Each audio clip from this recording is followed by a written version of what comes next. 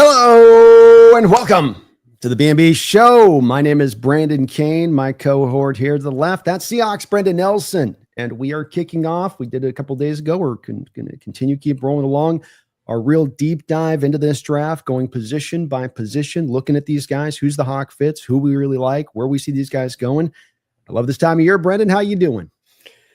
I'm doing good, man. I'm doing good. I'm ready to hit it, man. We're in the month now. It's the month. It's the month of officially. Locked in is exactly right. It's just you start to feel like, okay, it's getting real. It's getting closer. We're 3 weeks out. You know, things are really starting to slide together and you're getting a better understanding of these guys at this point, rather than just your cursory look, if you will. And today we're going to be taking a close look at the defensive tackle position, Brendan. And this is a very interesting one, I think, from our perspective, and taking a look at this first before we get into the individual players, being that we know, don't we, that the Hawks really do have kind of a specific need and almost a double down need at that a little bit as we enter into this, specifically for the nose tackle position. Right. As of right now, this team has some really good players on their defensive line, but I don't know if they really have a nose tackle. Maybe Jaron Reed's a nose tackle, but we don't seem too comfortable using him that way. Byron Murphy can play nose tackle, but it's clearly not where he's meant to be playing. So this is actually pretty darn binary right now. The Seahawks are very, very good with that 3-tech position or 4-eye position or whatever you want to call it, however you want to silo it out here. When it comes to that, you know, they've spent a lot of money. They've spent big resources. They've spent a lot of attention and focus. And I think they do have a very nice crew of 3-techs. But when it comes to that nose tackle spot, I think there's just a little bit wanting here. I think we need some serious assistance there.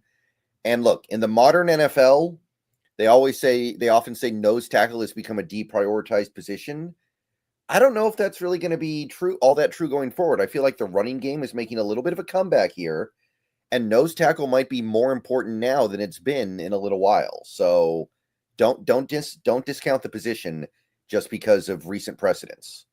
No, indeed. And I think some of the thing with that being devalued has, don't you think, to do a little bit with the fact that there's so few rare humans that are 6'4", 340 pounds that can move with some ideal length and what you'd like to look for that position. These guys just don't come walking off the bus by the dozen, if you were. Mm-hmm. Right. There's got to be some new meta to counter the tush push, right? There you go. A better counter for the tush push than putting some 400-pound guy in the middle there. So they're back on the menu. We need them. If we could get any sumo wrestlers over to the States, see what they got. That's the new equivalent Tom Cable defensive tackle to offensive line transition, is now we just go get the sumo guys for the one techs, the nose tackles, because they're getting bigger over there. Yeah. Well, an interesting part of this, as much as nose tackles are going to be the forefront of what we're looking at here a little bit, as far as the guys we're going to be most interested in, part of what's going to be fun with me going back and forth with you on this, Brendan, is going to be kind of getting your read on the 3 techs that we are going to bounce through and how much drive there could be on that, where it's like, well, the talent's just so good. I know we're stacked 3 deep, but the talent's just so good, but we are stacked 3 deep. And I think that's a little bit of the interesting game at play here, don't you, from the Seahawks perspective, on if they do fall in love with one of these 3 techs, especially in the upper reaches portion of the draft. And it would be really hard to pull off, right? Like, you can't really move any of the guys that you have realistically. You can't move Leonard Williams, and he's too good anyway. You wouldn't want to move him for anything. And Murphy, you just drafted him a year ago, and I know he didn't have a great rookie year, but he was fine. And I think we can all generally agree that he's got a bright future ahead of him. And you just gave Jaron Reed a significant 3-year contract. So there's not really a lot you could do there.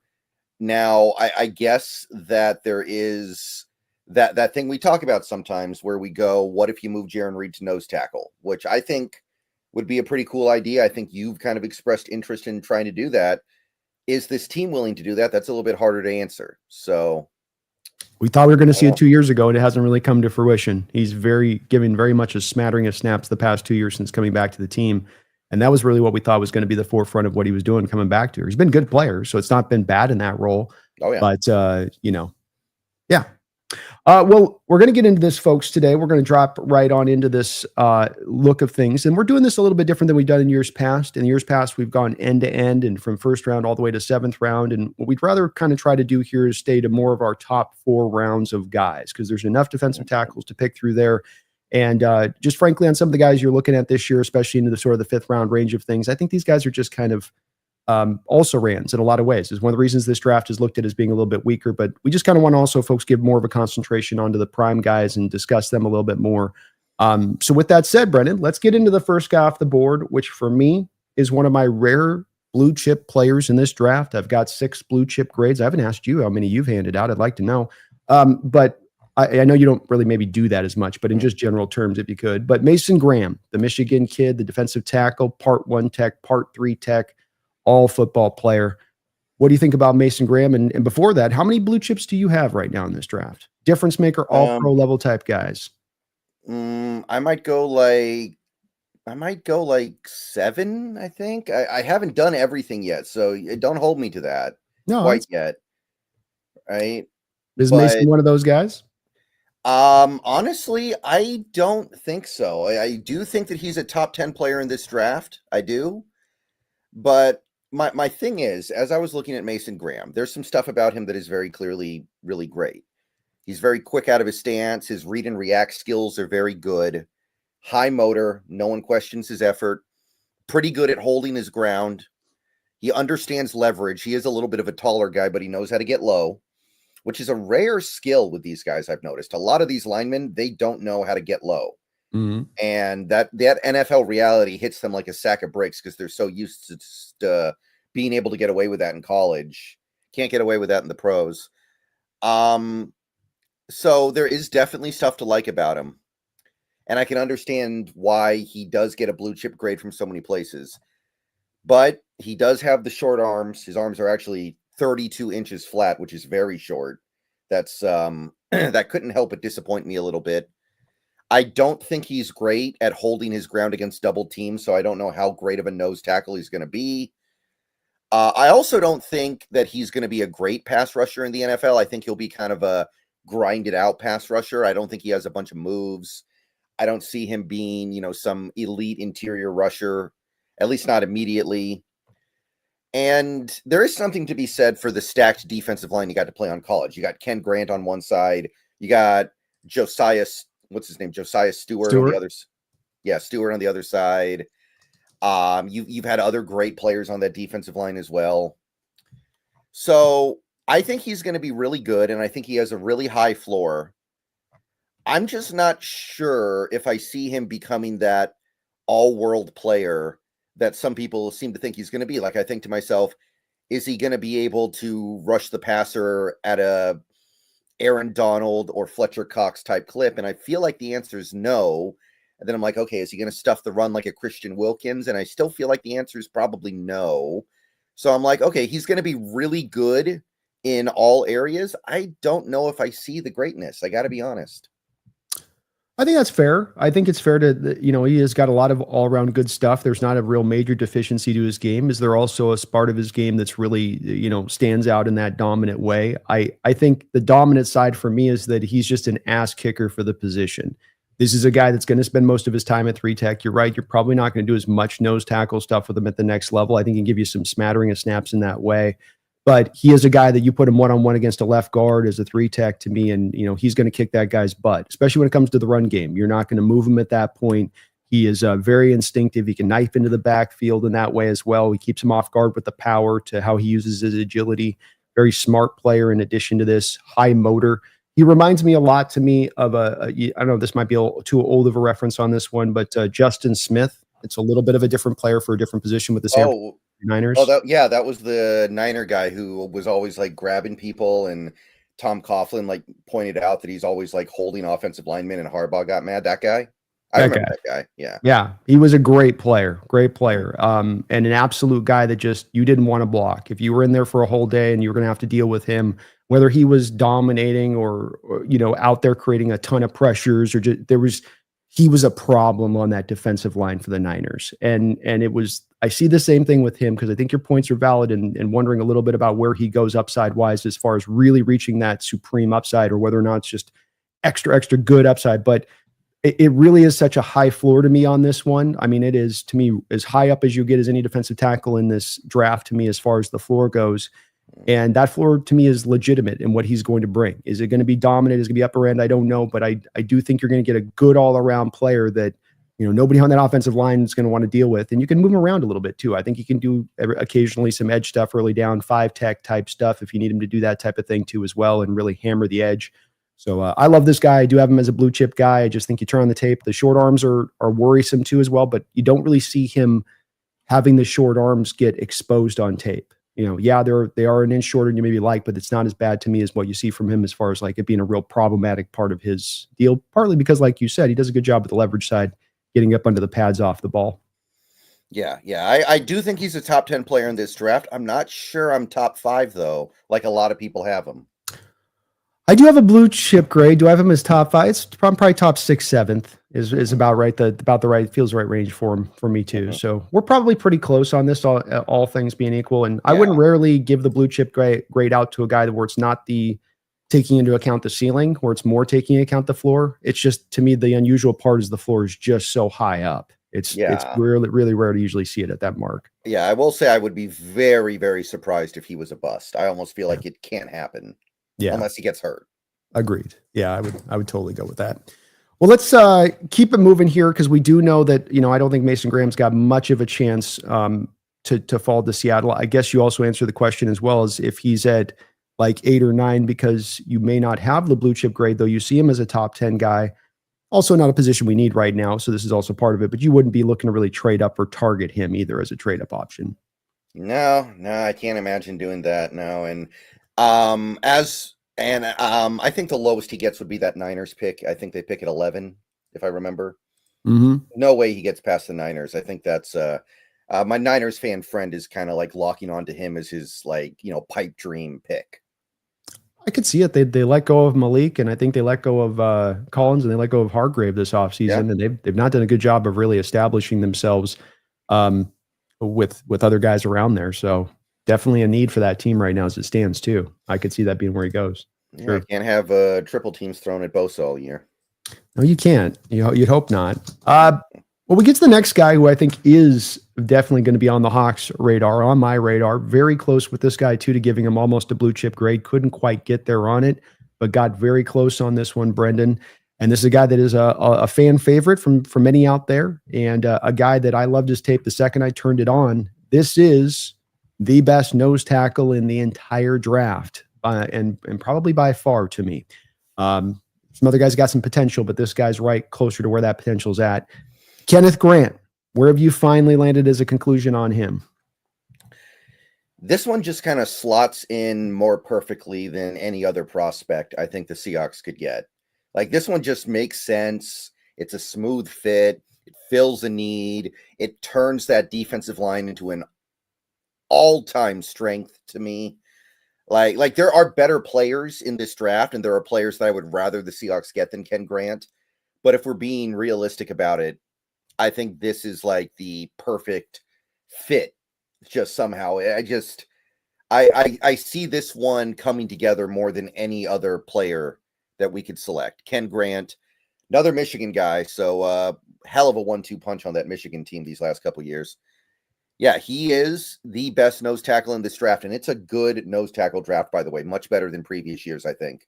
Much better. Big body. He takes up a ton of real estate.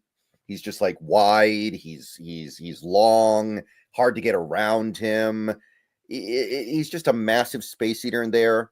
He does have a little bit of upside to also rotate to 3-tech as well if you have a need for that kind of stuff. He's very strong, very powerful. His first step out of his stance is quick and allows him to shoot gaps, which not a lot of these big nose tackle guys can do. A lot of them just, they don't have gap shooting as a skill. This guy can do a little bit of it. For his size, he's an elite athlete. I know he didn't really do much at the combine, but he is a very good athlete for a 330-pounder. His bull rush knocks people back. He's got big knockback power. He's actually got a little bit of wiggle in his pass rush moves as well. He's got, the over-under. He's got the swim move. It's not just coming straight at you. It's actually like he's actually got a plan when he's rushing the passer. He covers a good amount of ground for a nose tackle. He's got a strong anchor. He can anchor down and gobble up a double team. Really, really great prospect. I think the concerns with him are just leverage because he is a little bit on the taller side. He's 6'4". You got to sink down a little bit. Stamina. I think stamina is a concern. He plays in a very tight rotation on that Michigan team. Over the last 27 games he played for the Wolverines, he played less than 1,000 total snaps. Now, for the Seahawks, that might be okay because they have a pretty deep defensive line rotation. But I'm just saying, if you're planning on throwing this guy out there and having him play 50 snaps a game, it's probably not going to go so well. And he's one of my favorite players in this draft. I see him able to do pretty much everything from that nose tackle position. He just needs a little bit of time to refine his craft, learn how to sink his hips a little bit. And I think he'll be a 3-down player. I think he's a top 15 player in this draft easily. And if you could get him at 18, that's something that would really just set my mind at ease for the rest of the draft, no matter what happens almost. It really would. I think I find myself pretty much in close alignment to your evaluation of him. The fact he's got some pass rush moves there is very impressive. And that swim move, man, that thing's like a chainsaw coming down when he wants to rip that swim move to get free. And it really works because you get the team's kind of loading up for that power with him because the power is so substantial. The thing with the first step quickness, which stands out as well, is that he creates with that first step quickness, not necessarily always trying to get by the guy. Sometimes he'll do that, but sometimes it's to create the first step quickness to get his hands into the offensive lineman first. And he's got about 33.5-inch long arms. So he's got the arm length in there to kind of catch to that lineman before they get their arms up with that quickness. And that gives him early wins and allows him to then kind of dictate the pace and the flow of the play for where he wants to go and what he wants to do. And he's very smart then at locating and tracking down the ball. I think that this to me is an evaluation that's really locked in. I know I've said it before in this, Brendan, but you have Daniel Jeremiah, former scout, Baltimore Ravens, says this guy's a Haloti Ngata. That's the comp I see. He was in Baltimore's, front office as far as when they were evaluating the Haloti Ngata. So this isn't just an empty comp from some guy who was not connected. And then you have the pro days of these two guys, and you match up the pro days to a Haloti Ngata and a Kenneth Grant, and these guys are almost exactly the same across the board. I mean, almost the same. And it's kind of startling to me. And so this is one where you've got the comp, you've got the productivity, you've got a very complete player, and it's for a position of need. It's one of the rare spots in this draft where value hits need in just the perfect place for us if he can fall to that realm. Question really is just, is he going to fall to that realm, right? Yeah. And I think he's going to get close at least. I don't see this guy going in the top 10. At the end of the day, he is a nose tackle. I don't know if a nose tackle is going to go in the top 10 in the modern NFL. A lot of people think he's going to at least get to 16, and then it's just a couple of spots down. So if it gets that close, then I think this is certainly worth talking about. This isn't a Mason Graham situation at all.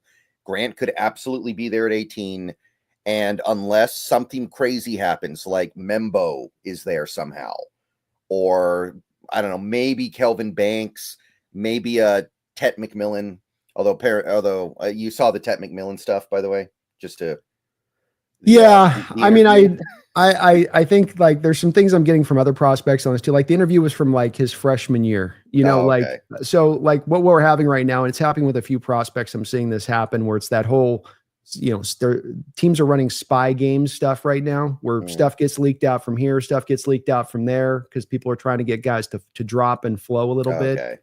That's my sense of it. I mean, I have a guy in my chat who has direct connections to that family and is very aware of that family, very aware of who he is as a kid. And so I asked him straight out, what's your take on this? And he poo-pooed it all down as far as any of that stuff goes. Now there's some stuff with him on route running and stuff. And we'll of course get to that with the receiver stuff with him does he always run the hard routes every time? Is he kind of sometimes acting like he's a decoy and he understands he's a decoy? So he's doing the Randy Moss, I'm going to take a play off here and there thing. I don't know, maybe a little bit on that with it, but the kids, I still fall back on that. You go back to the tape and it's legit. And I went back and watched it after all these does he love football stuff that's popped up last week. And I'm just like, man, it is Mike Evans I'm watching on tape. You just go watch and don't even watch Mike Evans as Buccaneer. Watch Mike Evans as a Texas A&M long, not long, but whatever, Aggie. Watch him as an Aggie there and watch how he moves and look how his body is. And he's a little thinner than he is as a pro. And his body is even exactly just equivalent to Tet McMillan in just size, length, all how they move. It's down to the nth degree, really.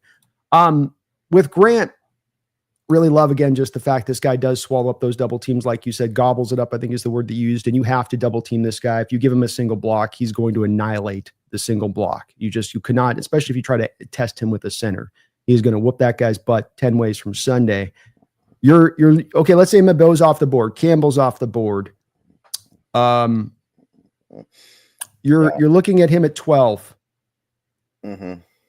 Is he worthwhile enough for you at that point if he drops to a 12 to take a late third to move up to 12 to get him? Or just you want him, landing on your deck, or you want him landing to 15 to where it only costs a fourth to go up 2 spots to get him? How aggressive do you want to be with this guy?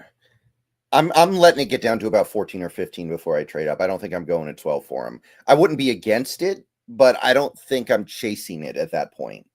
Yeah. I'm not quite there yet. I think I'm letting it get to about 14 or 15 first. I'm in a similar place. I would be willing for a couple spots up for a 4th rounder to do it if he does dip into that spot, especially if we're considering the rest of the talent pool that's going to be available to us. That spot isn't looking as necessarily vibrant as he is, as far as especially the fit and the value there. But I'd be about in the same place. A great player, Brendan. Really fun nose tackle. One of the better nose tackles I think we've seen in the past couple of years, huh? Like who's the last nose tackle that you'd say? I think he's better at this point. Like Jordan Davis had, I think, potential coming out. He's not been a bad player, but I don't think Jordan Davis has quite realized what the Eagles hoped he would become as a nose tackle. I think he's better than that. Is he better? Is he the best since Vita Vea? Yeah, probably since Vita Vea. Yeah. Vita Vea. I should know how to pronounce his name, damn it. Okay, my bad. You got a lot of names on the mind, man. It happens. It's been a while. It's been a while. I struggle with that stuff, of course. His pass rush production over the last 2 years is almost equivalent to Graham's from the nose tackle spot. And I know that can be a little bit deceiving. I'm not saying that means that Grant is almost as good a pass rusher, but it is notable that he actually has 50 quarterback pressures combined over the last 27 games he's played, which is for a nose tackle that's competing for pressures with, how many guys has Michigan had over the last 2 years? Not just Graham and Stewart, but they've also had guys like, how many guys did they have go pro last year? Oh yeah, there was a couple averages from the Mike Morrises to there was the one guy with the name. He had the cool name. Remember last year, another tall Junior. No, it wasn't Junior Colson. No, it wasn't Junior. Yeah, he's in Southern. It was the other guy that was like tall, long guy on the coming off. Oh man, yeah. It was kind of gave you a Jadeveon Clowney type impression. Hold on. This is going to drive me nuts if I can't remember his name. I can't remember it either. I'm totally spacing on his name, but we looked at him too really closely. Yeah. Well, there was Jalen Harrell and Braden McGregor last year. Those guys. McGregor. That's the guy. It was McGregor. That was the one, with it. So you do have help, but you're right about the impressive it is because of the fact too is he's dealing with double teams a lot of the times to get in to make that pressure happen. There's probably way more single blocks up on Graham than there was on him on creating that pressure. Some of it is also them running the games they do in Michigan with so many of the stunts and loops. But that's also, again, really cool about him because those nose tackles don't tend to be able to run the stunt loop game that much because they don't have the lateral ability or the explosiveness up the field for the time it takes to, loop those guys around like that. So he's really, to me, a pretty safe prospect here and just gives you such a huge skill set from the nose tackle position that's so hard to find. So very hard to find. Mm-hmm. I agree. All right, well, we'll keep it moving here to our next guy. Very interesting prospect. Another 3-tech, Brendan. And I don't know if this is going to be a guy on the Hawks' radar really when it's all said and done, but a guy that deserves to go in the first round. You talk about a pressure machine, just a pressure machine out there at Oregon. Derrick Harmon, 6'5", 310-pound, 3-tech out of there. What are we thinking about Derrick Harmon? Do you have a first-round grade? Yes, I do. And I actually even elevated him a little bit to like the mid-late first. Most places seem to have him as a late first guy. But this, to me, is the guy who has superstar potential even more than a Graham. Now, there's a trade-off there. He does have a lower floor, I think. A lot lower floor, in fact. And I could see Harmon ending up washing out a little bit here because there are some issues here with his reactive athleticism and short area quickness. He's also taller. which could end up being a problem in the NFL because being tall is actually often bad when you're playing in the trenches. But there's a lot that I like about him. He's got the long arms. He's much bigger than Graham. He's got like almost 20 pounds on Graham. He's got he only did his 40 at the combine, but he had a real nice 40 for a guy who weighs 313. Really hard to get around him because he's just so big. He's got the length and he's got the moves to shed blockers. He can just work through blockers with his like swim move and his arm over move, and he just stacks and sheds really well. He punches really hard in the trenches. Should be able to fit into any defense. I think a 4-3 or a 3-4, it's all going to work. His pass rush production in 2024 was crazy good, and he's doing it against tough competition too. It's not like the old days where you're in the Pac-12 and you're getting to play a lot of these kind of more softer teams with a poorer reputation for most of the season. 55 pressures according to PFF last year. Now the downside as I see it, one thing that a lot of people have said about him, one thing that a lot of the way people put it is he kind of has like tight hips. So he doesn't have like the smooth movement skills that some of these guys do. It feels like he doesn't always cash in on his opportunities to make a play. Like he's got 55 pressures last year, but only 5 sacks. That tells you that he's letting some opportunities get away from him a little bit. Double teams do still cause him trouble. This isn't a Ken Grant thing where Ken Grant's really figured out how to just take on the double team and hold strong. This guy will get pushed out of the play a little bit. So there are some issues here that could lead to him being a disappointment in the NFL. But this is the guy who I think is going to end up the Pro Bowl caliber player, more likely the all-pro level player, even if there is that steeper downside. So I'd go middle first round. I like it. I'm a little more into probably the later portions of the first round with him. I've got him as a guy that, you get the thing with his testing times, Brendan, is he gave you very comparable testing times to Chris Jones. His size, very comparable to Chris Jones. I mean, it is pretty stunning how closely aligned they are on that testing time. I do think he has more, and we'll see if you like this as a comp. Zach Allen is the comp that I went to as far as his actual game and how he plays. So he's not Chris Jones, but I do think Zach Allen is the guy that he could be. Bigger, technical, 3-tech. I think that what you talked about with the hand usage and the moves are very apropos here, where he's got a variety of moves. You mentioned the over, the swim. He's also got a great little rip move. He can go to your points about the stiff hips. I think also a little bit of, he's not the most explosive guy coming off the line of scrimmage. In addition to that, that's where you can't get to the Chris Jones comp with him, where Chris Jones, of course, can move a bit like a cat at times at his size. And he's not quite, to that place of things. I think he uses his size more than his power in the run game. I do think he's really a pure 3-tech. You're not going to really be moving him over to nose tackle, at all, in my opinion.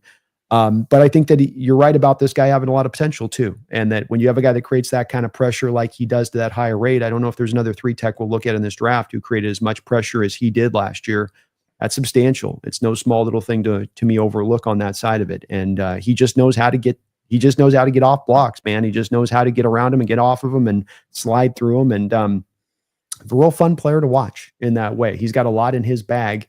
And I think that's where, I've got a little more feeling maybe you on the floor because of that stuff in the bag, but just I don't know about the total upper end on it of where he'll get, especially is he going to play the run as well as I'd like him to play at the next level. I have a little bit of questions on that. Not like it's a gaping part of his game.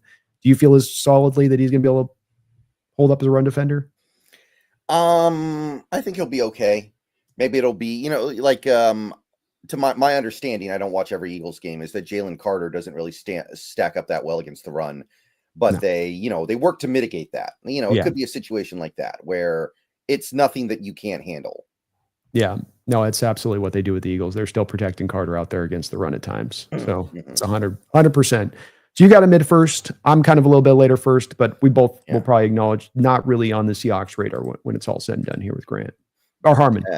Yeah. I can't imagine that being the pick. Unless he's there in like the second round, I guess, then the value takes over, but that's not going to happen at this point.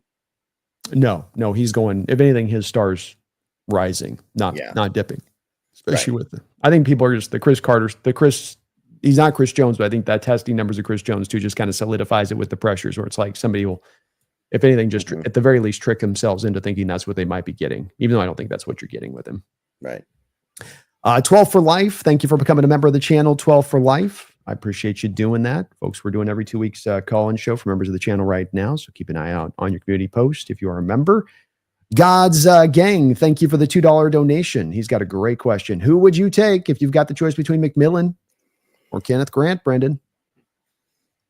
Oh, boy. Oh, boy. This is not easy on this one. This is not easy. That's why I make you answer it first. I feel like it's McMillan. I do. I just wish that McMillan was more of a speedster, because I feel like right now the Seahawks receiver room needs speed.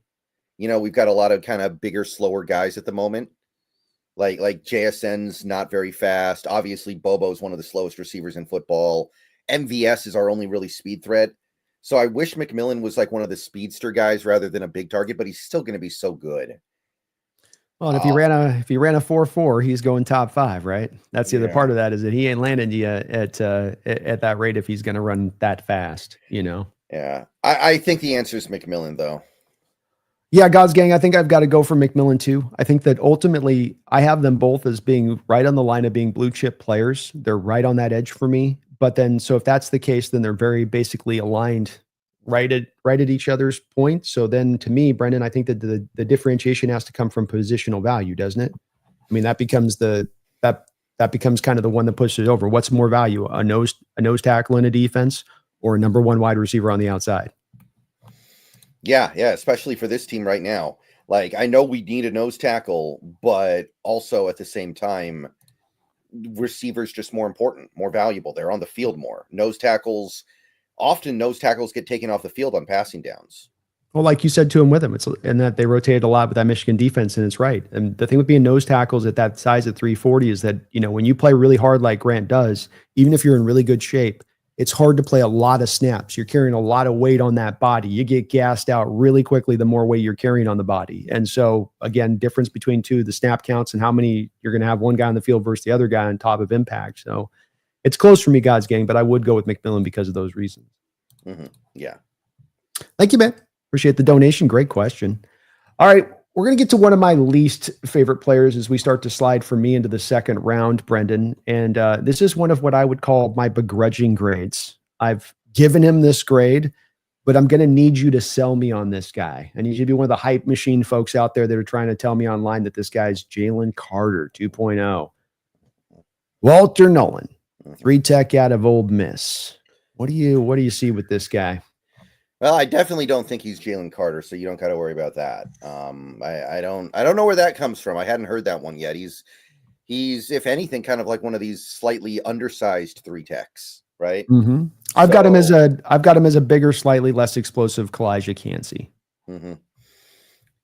So the good things about Walter Nolen, he's got a quick trigger at the snap. He's somebody who shoots out of his stance into contact. He does actually have a little bit of bend, and this is something we're going to talk about a lot when we talk about the edge rushers. Bend to get underneath blockers, which is less valuable when you're playing inside, but it's still valuable.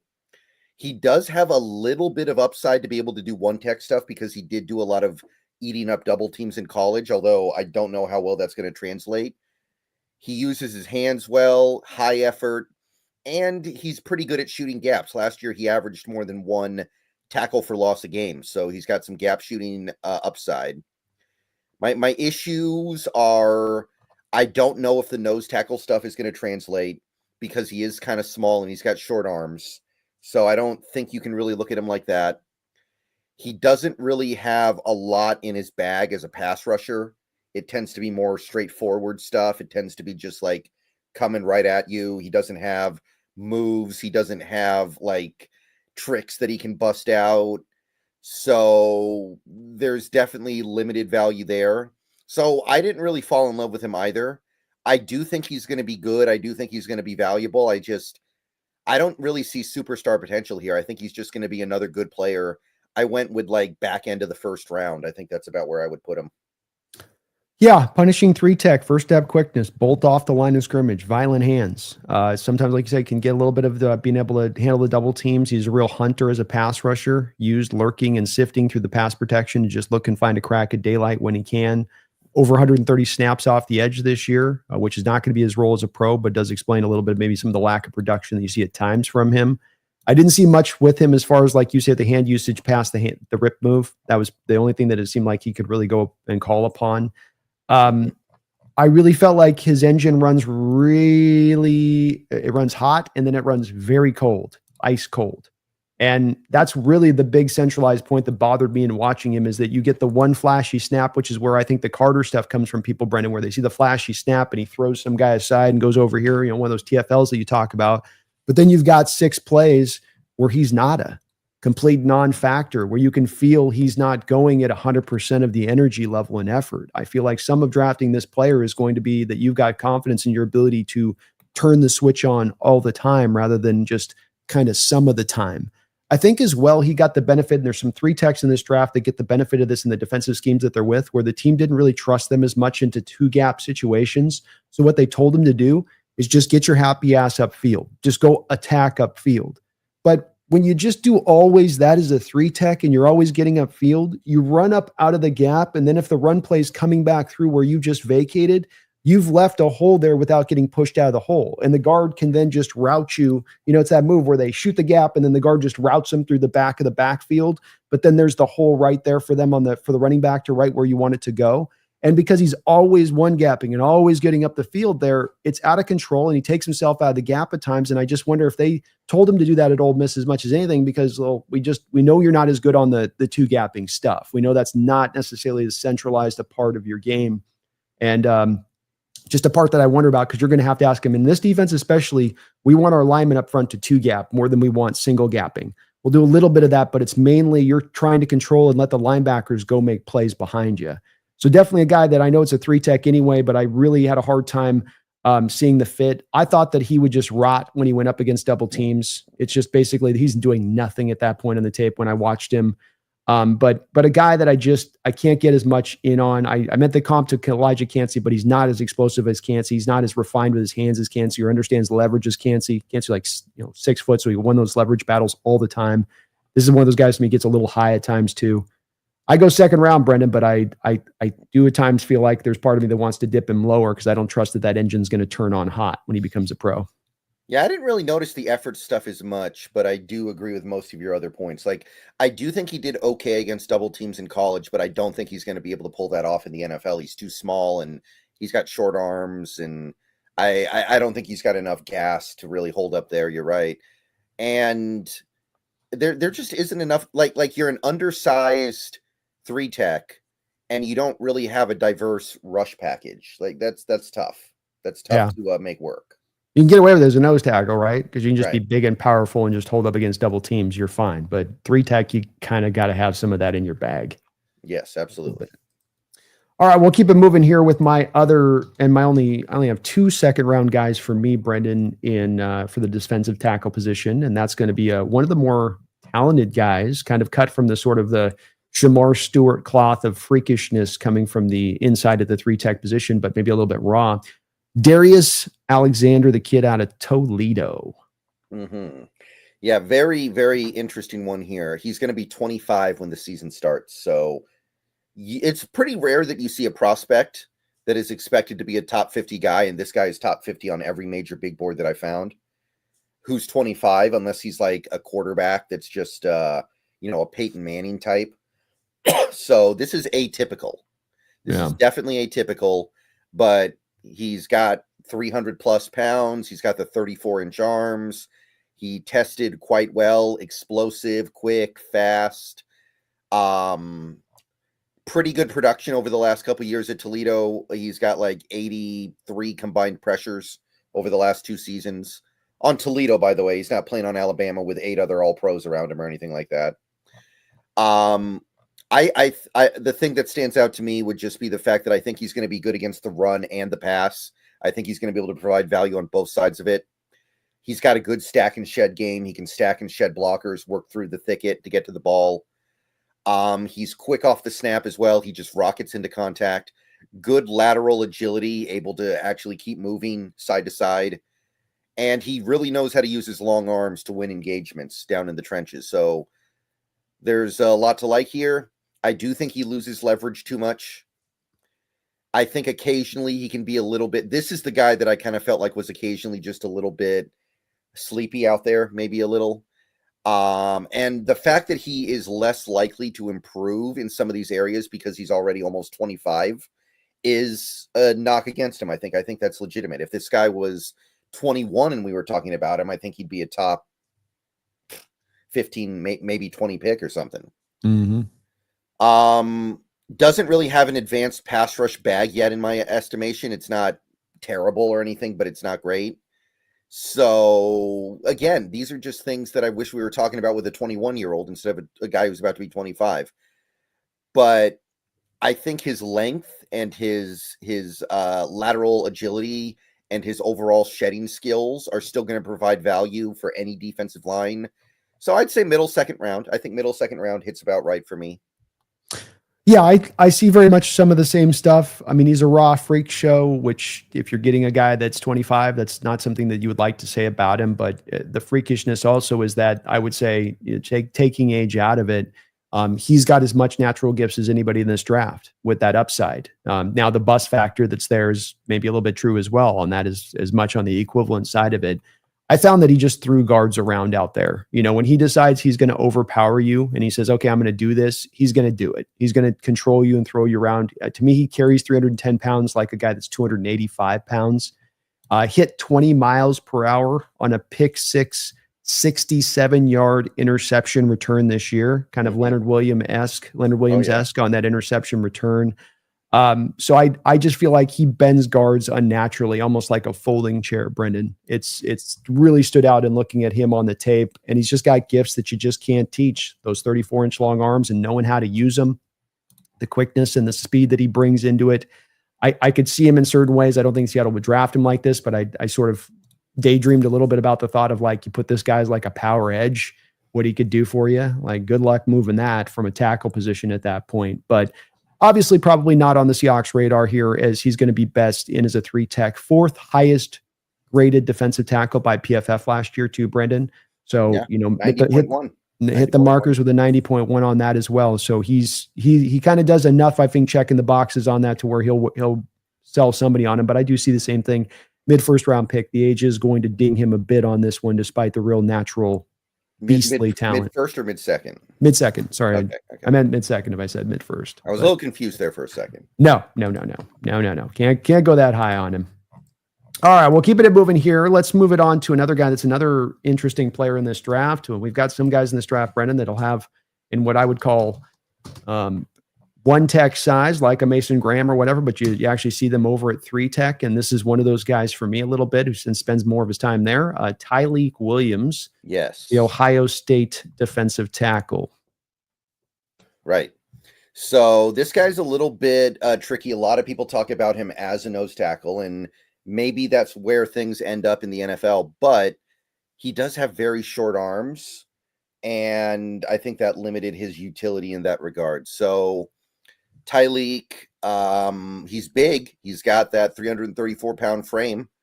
So he's got the size for it, at least in terms of his body. He hits really hard coming off the snap. His initial contact is just a big pop. Makes a lot of plays on the ball carrier in the run game. This is a 334-pound guy that has about 100 tackles combined over the last 2 seasons. Not easy to do. And 18 tackles for loss, so that tells you that he's making plays in the backfield. He's not just some big fat guy in the middle taking up space. He's got movement skills. He can keep up with the outside zone runs. He's not somebody who's just going to be rooted down between the hashes. He's actually going to be able to move side to side to snuff out the outside zone runs. I feel like he plays standing straight up and loses leverage because of it. I think that he needs to learn how to sink his hips. Doesn't offer a lot as a pass rusher, and that's where things start to get a little bit tricky in figuring out where he slots in and what he will actually do.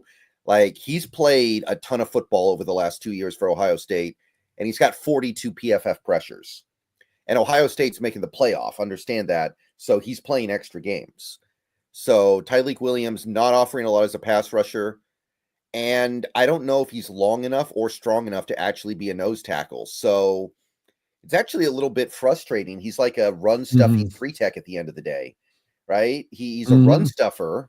He's great against the run, but he can't do nose tackle stuff. Now there's room in the world for a run stuffing 3-tech. Don't get me wrong, but it's not something that I'm investing super highly into. So the aggregate puts him in like the middle second. I went more late second on him. I think I struggled.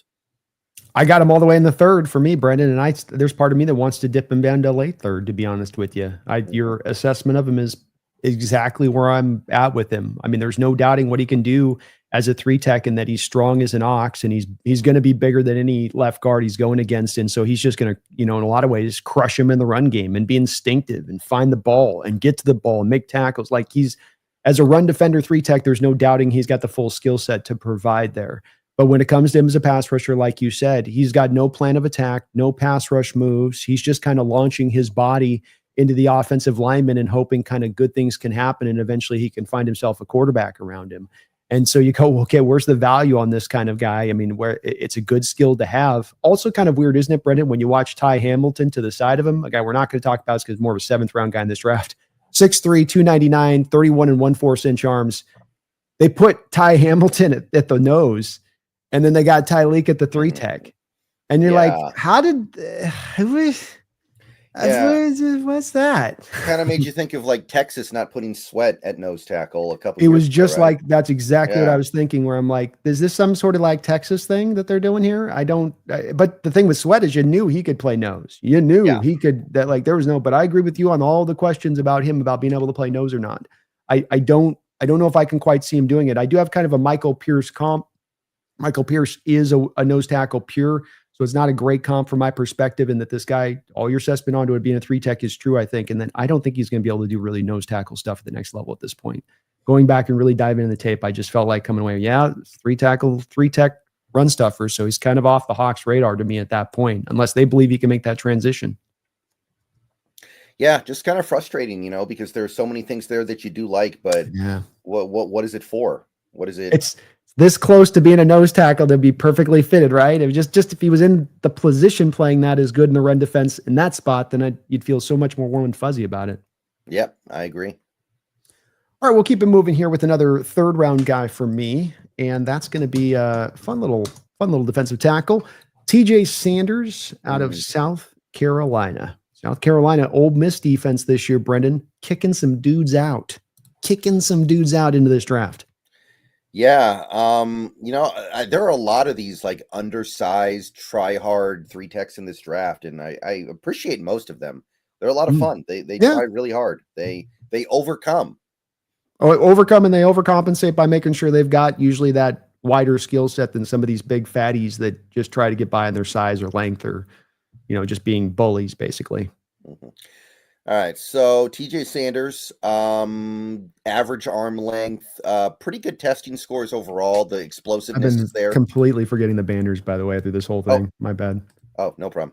I had him done, by the way. I just completely spaced him out. Sorry about that, folks. Yeah, TJ Sanders. So what I like about him, I think he holds up really well. He holds his ground really well, even though he's undersized. He finds a way to just kind of anchor down and not give up his gap. Skilled at twists and stunts. Like, I imagine this guy could do really well on the current Rams defense with all the twisting that they do. Oh yeah. He's also pretty good at shedding blockers to work to the ball, pretty capable of getting through the thicket. Hits hard and generates knockback force on the ball carrier. He's a skilled playmaker against the run. He's got 17 tackles for loss over the last 2 years, so he's making a lot of plays in the backfield. 93 tackles as a 3-tech, pretty good. Now, while I think he's a decent pass rusher, he's not upper level. He doesn't bring a lot of moves to the table. He's not some guy who's going to be knifing in there constantly to get to the quarterback. I feel like he's a little bit slow out of his snap sometimes. Like, you'll look at these reps and he's like the last guy with his hand out of the dirt. He doesn't move that well in space. He's not a super fluid mover in space overall. I feel like his change of direction skills are not great. And he does kind of sort of struggle with leverage, which is probably going to be a bigger problem in the pro game. but he's fun. He's explosive. I think he's going to offer value in both areas of defense. I could even see him being like an undersized nose tackle if he can learn the leverage game. But I'm pretty good with this one. I'd go like late second round on it. I think he's relatively fun. I think late second round's about right for me. Yeah, I put him in the third. I've got let's see if you like the comp. Justin Madubuike light. Hey, that'd be that. I'd take that if it works out like that. I mean, Madubuike put together. Do you see the upside there as a potential with him on that, or is that too big? I'm not saying Justin Madubuike pure. I like to put the light in there where it's like, think of it not full on poor man version of Justin Madubuike, just the light, the Diet Cola version of Madubuike. I think Diet Cola tastes like cancer, so I'm not the person to be asking about that. I don't like any cola, so I don't. Oh, really? I don't drink any soda. No. I'm a coffee guy all the way. Yeah. Well, he's 22, so he can definitely improve his pass rush bag. Right now, I think it's a little limited, but he could get there. See, and I did like the bag a little bit more. I felt like he did a good job of pairing pass rush moves together and having a different plan of attack that he could kind of bring in at times. So I think I was a little more higher on you with where, he's got some stuff to me in his bag and his ability to do it. I think physically you capture well where I would see the same place to be. I think the part that jumps out that I do like about him is he's got an ability, I think, to both one gap and two gap.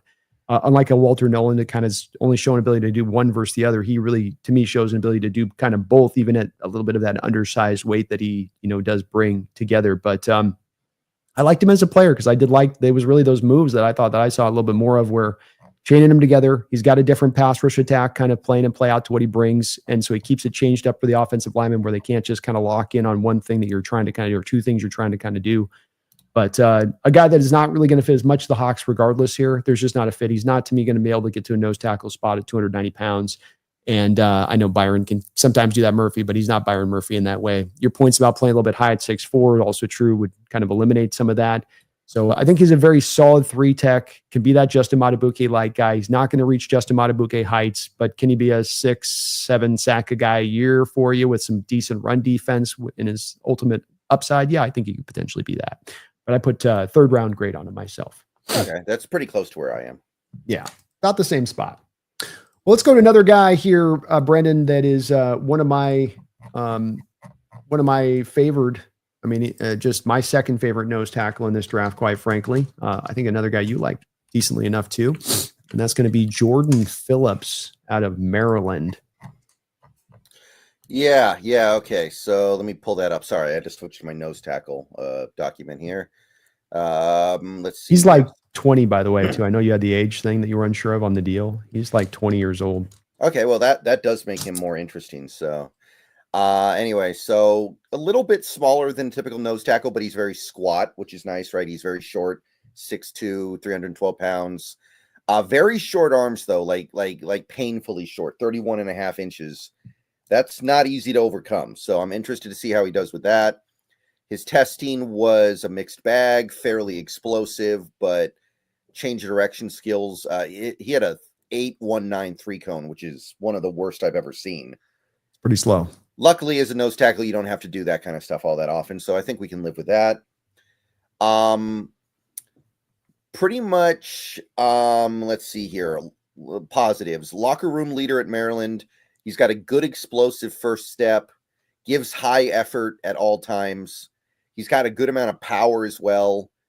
Sound fundamental football overall. I think he understands the nuances and technique of how to play nose tackle. Decent pass rush tricks in his bag, even though he has very little actual pass rush production in his career. And he does occasionally show a little bit of potential as a gap shooter. But none of that really ever manifested in college. He's gotten 0 sacks combined over the last 2 years and 26 pressures. It's not his game. But my main issue with him as a nose tackle is just how is he going to shed blockers with his T-Rex arms? That's hard to imagine. And sometimes I feel like he loses his balance a little bit when he's engaging with blockers. So at the end of the day, he's a pure run stuffer. I think he's good at eating up space, but in terms of actually being like disruptive, in terms of actually like getting into the backfield and making plays, very limited in that area. So I'd go like late round 3. I think I'm in that mid to late round 3 area on him. I do like him as a pure nose tackle, but I do have some questions about how this is going to work at the pro level personally. He's playing at Maryland, right? He's playing weaker competition a lot of the time. Yeah, I'm in the same place as you are, and I think we're almost exactly in alignment. And I mean, my first notes I have on him is pure run stuffing nose tackle with trash compactor power. That's and that's what you're getting there, where he's going to bully, manhandle centers. He can handle the double teams and not get moved. What I like with him is that first he gives you that the thing you want the nose tackles first and foremost is the unending power, the ability to just overwhelm guys with power, dedicate the 2 blockers. You have to do it. He has that width to him too that you like from the nose tackle. We didn't mention about this with Grant, but he's got that as well, Brendan, where you want those guys a little extra wide so that it's harder to get that climber to the second level in the linebacker. I mean, Belichick used to reference this, where he wanted his nose tackles, yes, to be big, but to be wide because it would protect his inside linebackers behind them. Harder to get to those climb blocks than when you've got that guy that's that big down there underneath in that way. And I don't know if you saw this with him, but what I liked as well is that he'd have a changeup that he could provide. And he doesn't have a lot of changeups. Everything he said about the pass rush is true. You're getting pure run. But what he could do is that he locks you out, and you're like, man, this power's a lot to deal with. And then he would have this little bunny hop move that he could employ, where off the snap, instead of launching at you, he'd bunny hop to the side and then get up the field. And it would be a real curveball there for those linemen that were getting used to him just coming at them with the full force of the power, and that he'd had a little bit of that bunny hop at that size, a little bit of that, juice a little bit laterally to get like that off the snap. I thought was really impressive. Red shirt sophomore, baby, super young. I love these kind of guys coming out because those are the guys where to me, you really get out there trying to project a little bit more of their upside them to their game. The arm length is a valid part of this though. I just didn't feel like the arm length stuff. It's a little bit to me like with Graham. The arm length's there. There's no getting around it. But did I actually feel that on tape with him? Did I actually feel like his short arms were costing him somewhere on tape? And I didn't. He's got a great understanding of leverage, and I just felt like he was able to get kind of around that in that way. Okay. I definitely put a lot of value in that, but I just often ask myself, well, how is this going to look in the pros when everybody has longer arms, when everybody's a better athlete, I get it. No, I completely understand it. And arm length matters, man. Arm length absolutely matters. And I mean, you go talk to any offensive line coach in the sport and they will all point to you. I mean, there's a reason why we don't have barely any offensive linemen. This whole thing with the Will Campbell thing's come up right now where there's no offensive lineman with 33-inch long arms really working it on either right tackle or left tackle in the pros. Like there's one maybe, like Braden Smith or something with the Colts. Everybody else is 33 and well above over 33 inches as far as arm length goes. So this isn't any small thing. It's not just arm length isn't just some whatever stat. It is important. It does matter. It's a factor. Yeah, right. But we got the same spot on him. I'm a mid to late 3rd round guy on him as well. You're not getting pass rush, so you do want to get him a little bit later on because of that. But upside still there with him as a run defender, I think. Mm-hmm. Well, next up, we got another nose tackle in this draft, Brendan, a little undersized guy, Jamaree Caldwell. And I've got him in the 3rd round here. What do you think about this? We're a pretty productive nose tackle for Oregon here this past year. Yeah. I remember when he was like a 7th or 6th round pick on the big boards, like a month and a half into this college football season. And I was really excited. I was like, wow, this guy could be a lot of value down there. And then the season went on and he just started creeping on up. So now he's like a 4th round pick on most big boards. But I discovered him before he was cool. I just want to point that out there right now. Mm-hmm. I love it, Brendan. And he's a duck too. You're a Husky. So like, you didn't come there just like easily either. You had to like really grind your teeth to get to the spot of liking him, I'm sure. Yeah. So really big, really wide. He's broad. He's like a prototypical nose tackle, except for his arms, which we'll get to his arms in a second here. They're 32 inches, not good. But he's squat also as well. He's pretty close to the ground in terms of his build. He's able to hold up against double teams. He's somebody who can just absorb the double team and hold his ground. High effort at all times. He's also got the foot quickness to keep up against outside zone. Like he can actually go side to side, sideline to sideline. He does have some nice pass rush moves as well. This is not just a pure bull rusher. He's got some tricks in his bag. And he's a violent player, man. He hits violently. He comes at you with some violence. Kind of a weird oddity about his stats. Last year he had 0 sacks and 25 pressures. The year before that he had 6.5 sacks and 14 pressures. That's like a Jeopardy trivia question or something. You don't see that every day. It's a bit odd. Yeah. Now the short arms are a concern. They're the same length as Mason Graham, I think, 32 inches. I think he gets a little out of control sometimes. Like sometimes he just ends up on his backside a little bit. Sometimes I feel like he does get blown out of the play because he gets a little out of control. And there is a little bit of inconsistency to him. But I like Caldwell quite a bit. I think that even I'm 4th round on him, but I would not be furious about maybe taking him in like the very, very late 3rd round even, because I see some playmaking potential here I don't see with a lot of other nose tackles. I see the understanding of how to play with leverage. I see these things that I don't see in a lot of these players, that even the ones that I like. And quite honestly, short arms is a problem throughout this entire draft class. So I don't think disqualifying players because of short arms makes a lot of sense when it feels like so many of these players just have deficiencies there.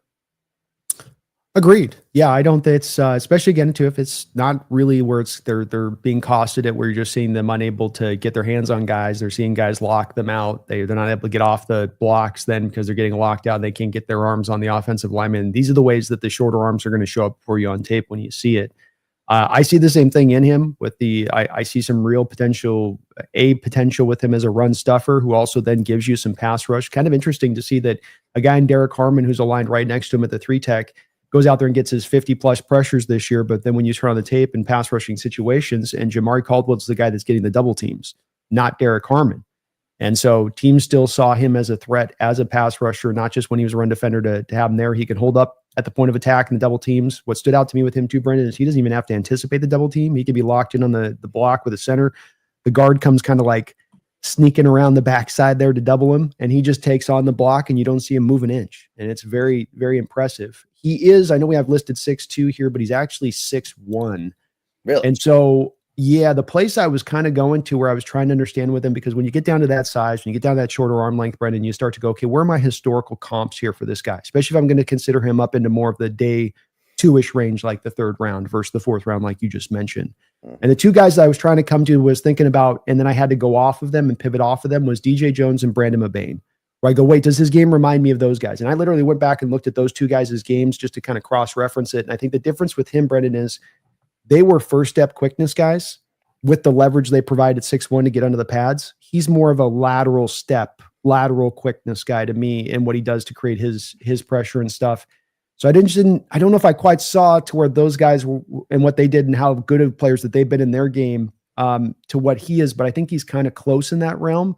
I do go late 3rd round though with him because I do just like the all-around game to him. And I think at the very least you're getting a much like Jordan Phillips, who I have him right behind. He's, both the guys are at least going to give you the traditional stuff you want to get from the nose tackle position. Give me the guy that can stop the run, can be immovable, can take on the double teams. You're getting that with these guys bare minimum to me. Yeah, I get the same sense as well. I do think that Caldwell is a little bit out of control at times, but that's something that he can learn. I think he's relatively young. I couldn't find his age, by the way, and that goes for a lot of these players. Yeah, I'm not sure on him either. Yeah, but he can obviously improve in those areas. Yeah, and that's probably a little bit of him trying to use that lateral ability, sometimes just try to fly around and get around the guys because he doesn't have necessarily the size to do it. So he's going to use it with his legs to try to make it happen. That can get you into a position and maybe a little bit out of control at times.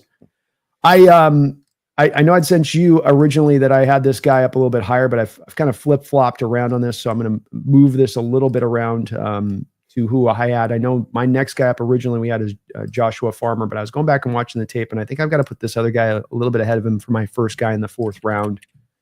And that's going to be Omarr Norman-Lott, a Tennessee 3 tech out there. What were your thoughts on him there in the 4th round? Or where do you have Matt? I actually have him a little higher than that. This is one of those undersized 3 techs that really kind of did it for me, man. I liked Norman-Lott quite a bit. I actually elevated him up pretty close to like the early third even. I'm a little bit high on this one. All right. Really, he's really good at shooting gaps, disruptor in the backfield big time, moves well laterally as he works down the line to chase plays. He's somebody who can go sideline to sideline.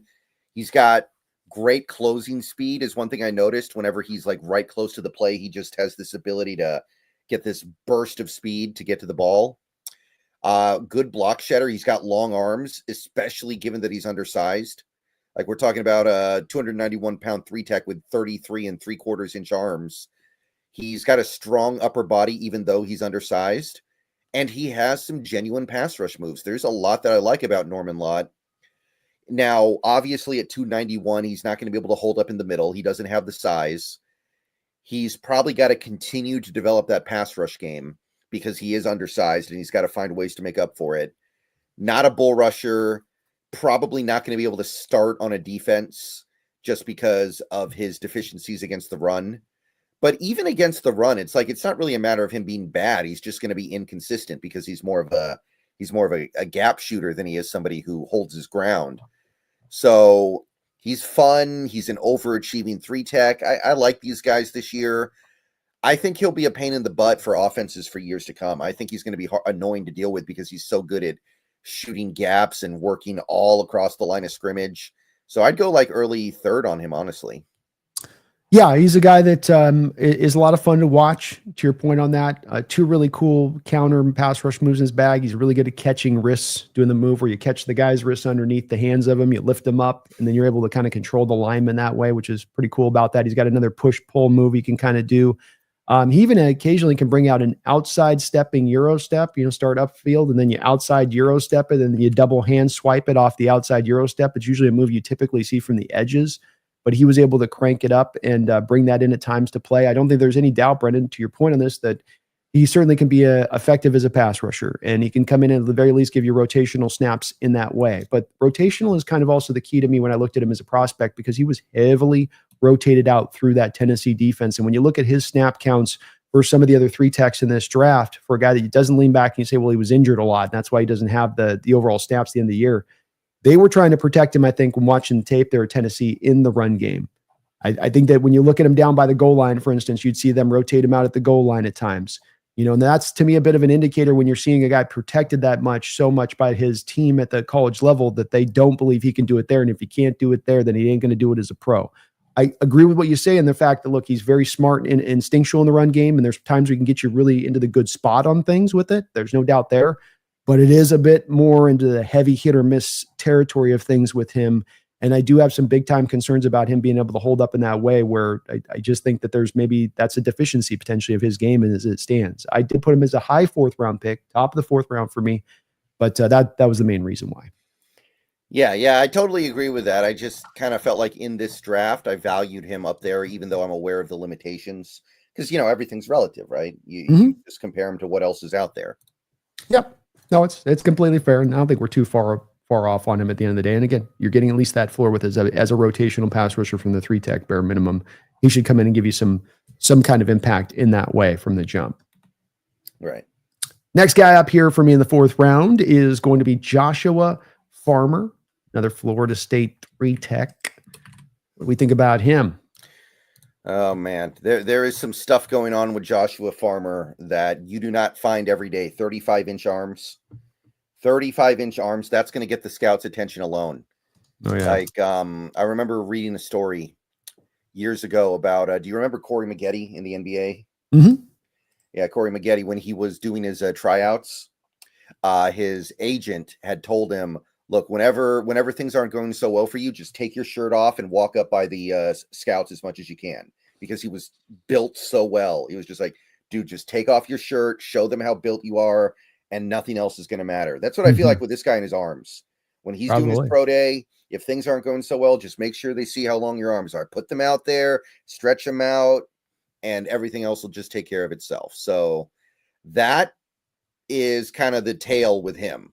Very long and uses that length really well to cause chaos in the middle, lands his punches firmly, has nice strong punches, really good at gobbling up blockers and swallowing them up and just not moving. He knows how to use leverage as well. He's not that tall. He's 6'3", and he knows how to get low. got some serious knockback power, but there are some negative things that come with that. He's kind of just somebody who plays between the hashes. He doesn't have lateral movement skills, not really quick, not really fast, not really going to be able to play over wide ranges of space. His shed skills are actually a little bit disappointing for his length. He can like win the engagement, but his stack and shed is not great.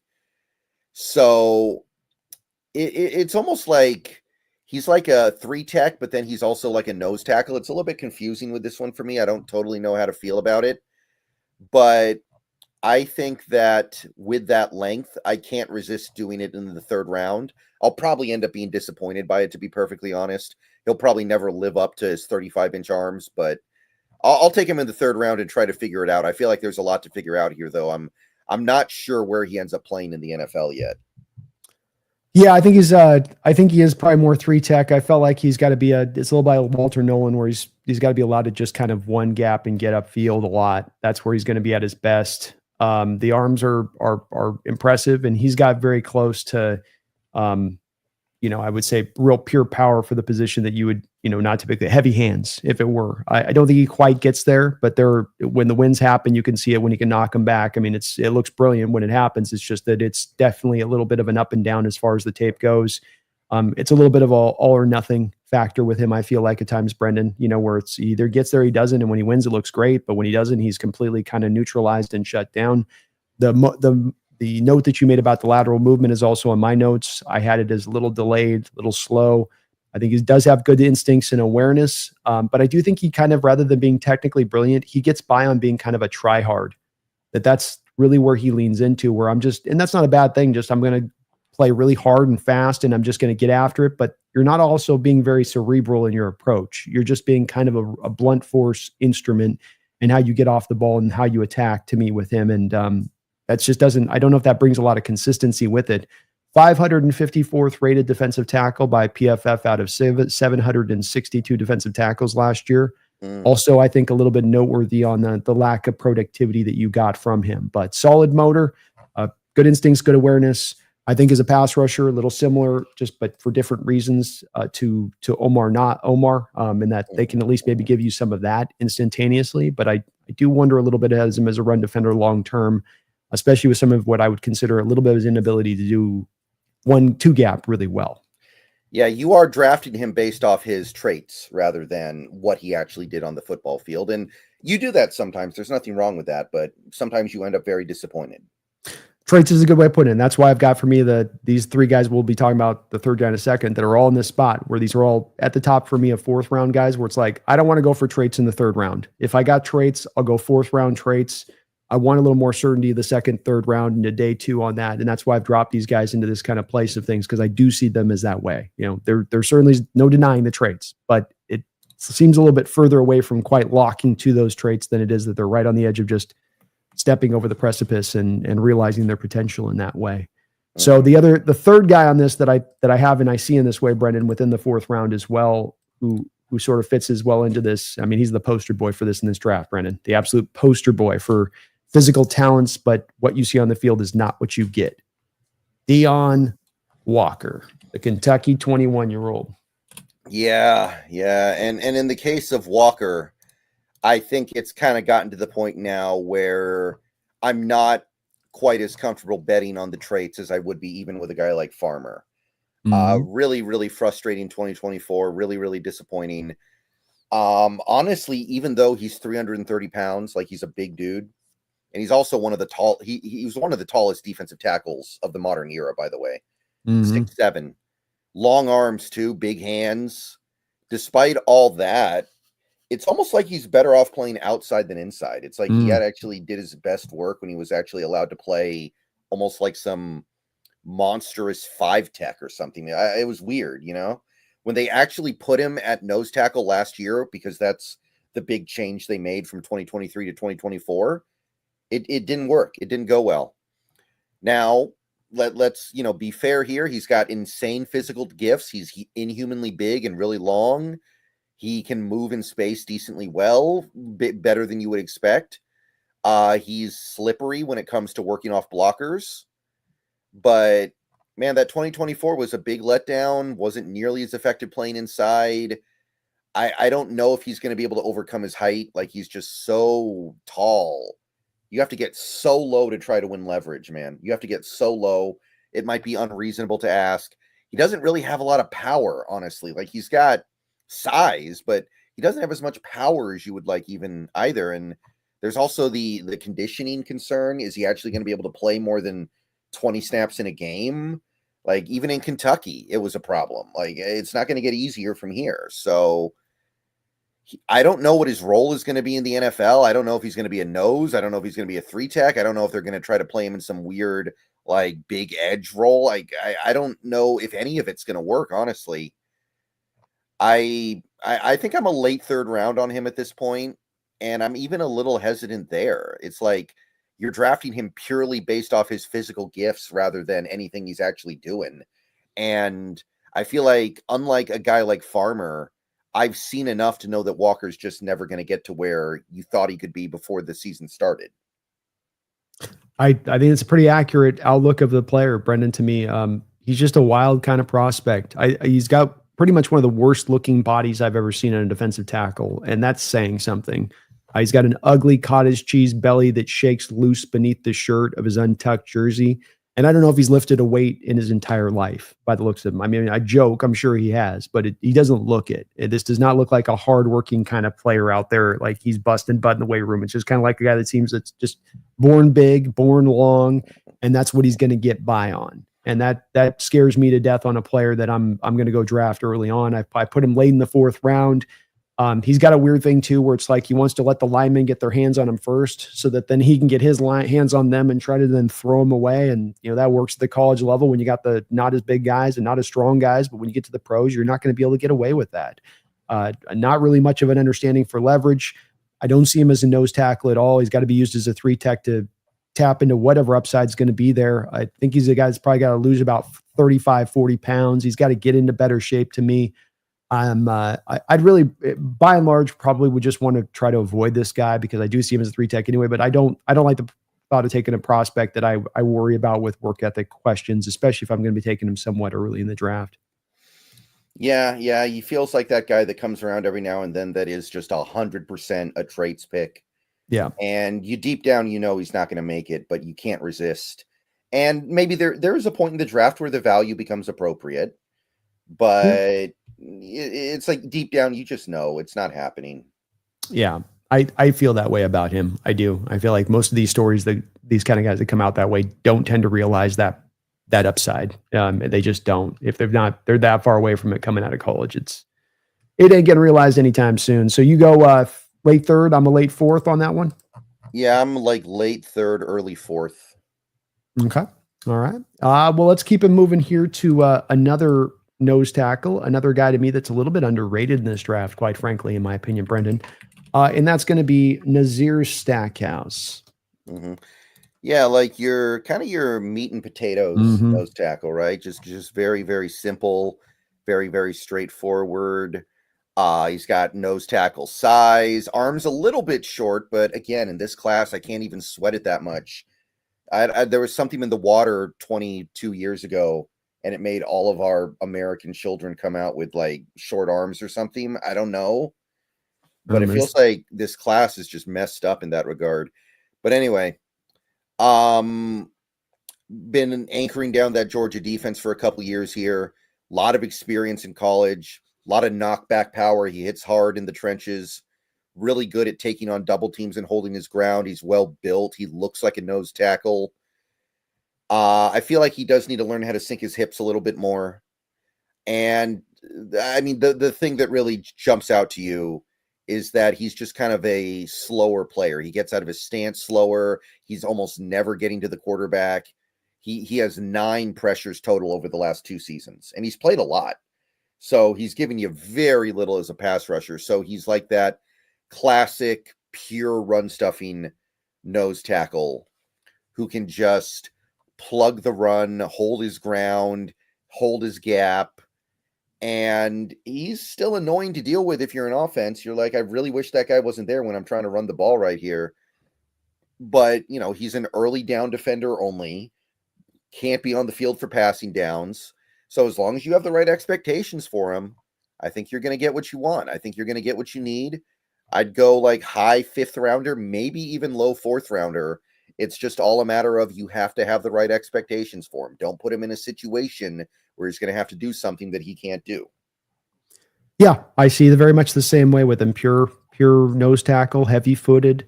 He's a guy that is going to be able to two-gap all day long, so fit to this defense. I was talking earlier about the fact you want your defensive lineman up front in this defense to really be controlling the blocks by and large, allowing those linebackers to run free. Stackhouse is going to definitely be able to do that for you, and he's going to demand those double teams as a nose tackle because he can overwhelm the single block. He's a guy to me, Brendan, that, he's not going to be a quick penetrator. He's not going to be a TFL machine. He's not going to give you anything as really the pass rush. But what he will do is give you that power that's just always making progress to the ball carrier or always making progress into the pocket. And it might take a little bit of time to get there at times in the way it is, but it's never that he's getting pushed the other way.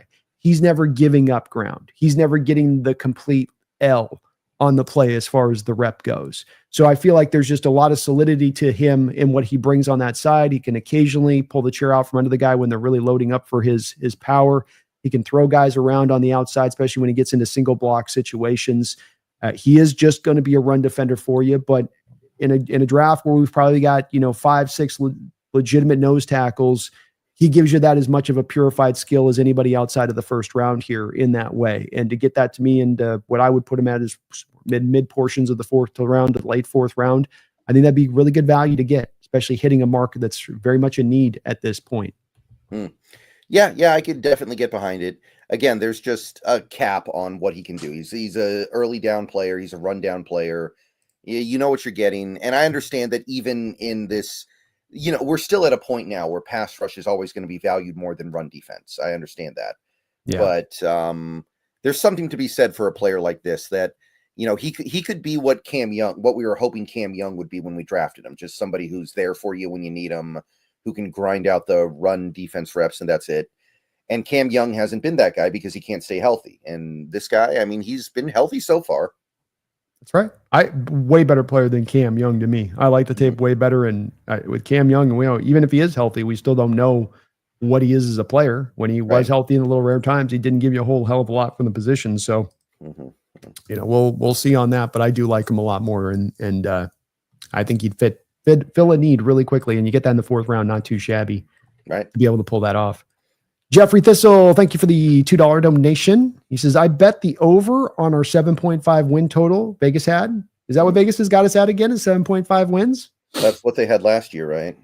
That's what they had last year, so they're going back at it again. So, hey, man, I told people last year to take that, and you would have won money if you took my recommendation last year for where they had it last year. So I might take that again this year. It's maybe a little more dodgy this year than ever, but it's an easy schedule, Brendan.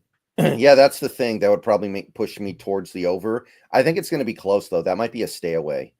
That might be a stay away bet, I think. I'm thinking about it. You don't have to bet on every single line, right? You find the lines that you like, the ones that you feel like you have an advantage on. I don't know if this is an advantage one. This might just be flat. Well, it might be true. Sometimes Vegas gets it right, or most of the time gets it right on where they're evaluating this stuff. So, there's a reason the house tends to win, Brendan, right? Right. So the reason the house tends to win. But thank you, Jeffrey. Appreciate you, brother. Yeah, good luck with that bet. Obviously, I'm hoping you win it. That'd be great for me. Yeah, knock it out, man. I might join you on that bet eventually here, Jeffrey. I gotta give me a little bit. Let me see how the draft goes. I'll make my adjustment after that. All right, Nick. Let me wait and make sure we don't get Jackson Dart in the yeah, exactly. You're picking up what I'm putting down here, Brendan. You know what I mean? Let's just be careful on this one before we get to that side of it. All right, this is a guy that I'm going to be very interested to hear your opinion on a little bit. We might have talked about him already up until this point on other shows, but I can't remember us really speaking too much on him. And that's going to be, as I'm trying to find this stupid deal here, this is going to be Alfred Collins, the Texas 3 tech, by the way. I want this to be understood on this side of it really quickly before we get into anything on this player. A lot of people talking about him with a 3 tech position. And I went last night and went back and watched a couple more games last night of the guy. Not a nose tackle. So we need to throw all of that out the door when it comes to Alfred Collins. Not not a nose. I know he's got nose tackle size. I know he's 6'6". I know the 34, 69. Blah, blah, blah, blah, blah.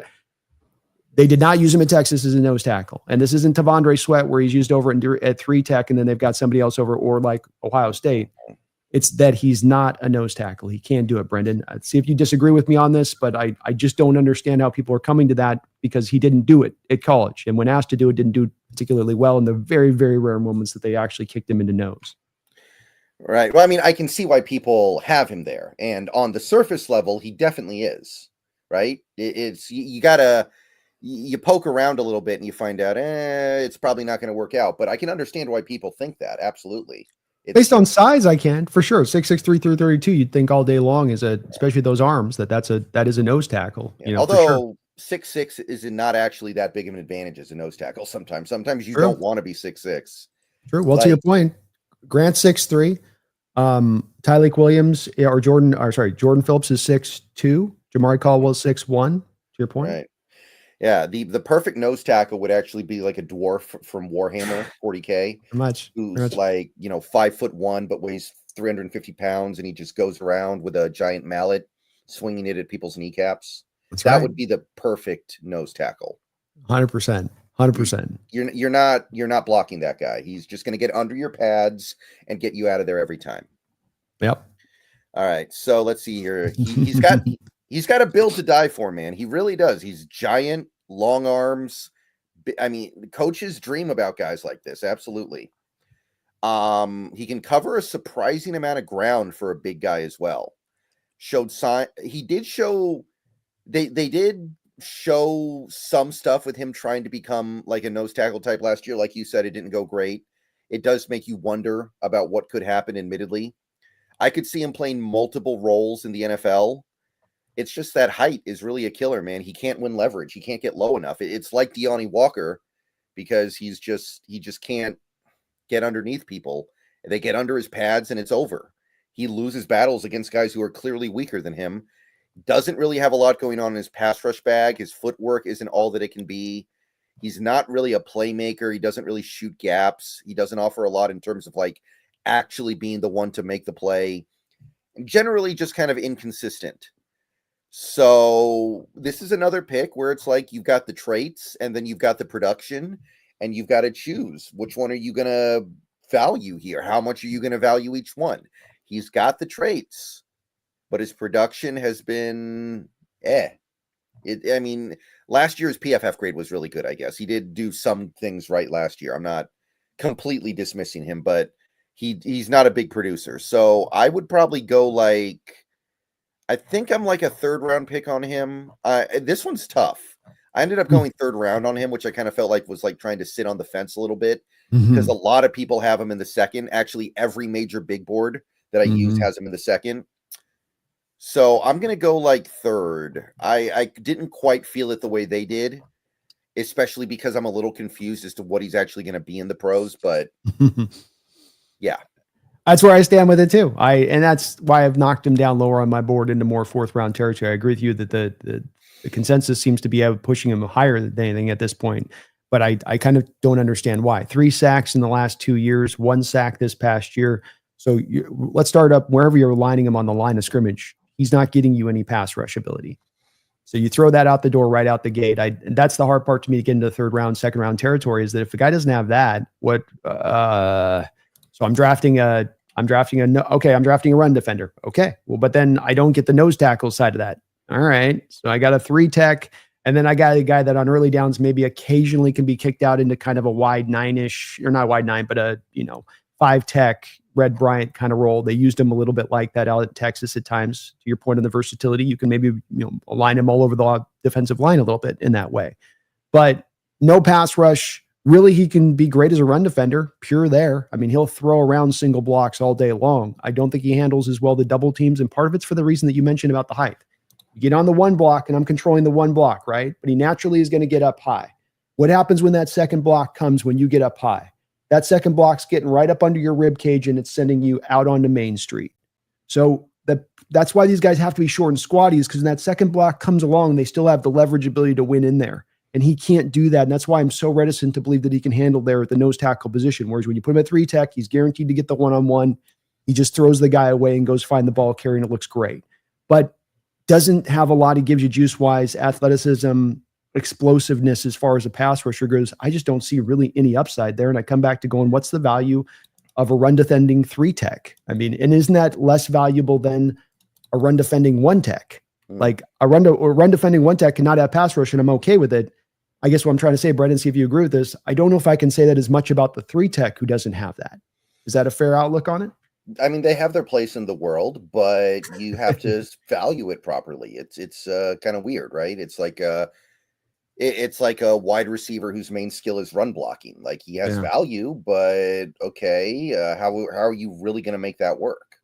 Yeah, agreed. And I struggle with that word. He certainly will get on the football field. He will certainly find effectiveness as a football player, but if he can't do it as a pass rusher, I got to limit him down in the board for me and push him back just a little bit. Right. All right, next up will be the last nose tackle we're going to look at today. And this is a kid out of Iowa with a cool name, Black Yaya. Is it Yaya Black or is it Black Yaya? Maybe I've got it wrong. Is it Yaya Black? I don't know. I could have this wrong. I thought it was. That makes more sense. Yaha Black makes a lot more sense than Black Yaha. So yeah, Black Yaha is funner to say though. Both names are cool though. I'm fine either way, man. Yeah, I'm good with it either way. So, but what'd you think about Yaha?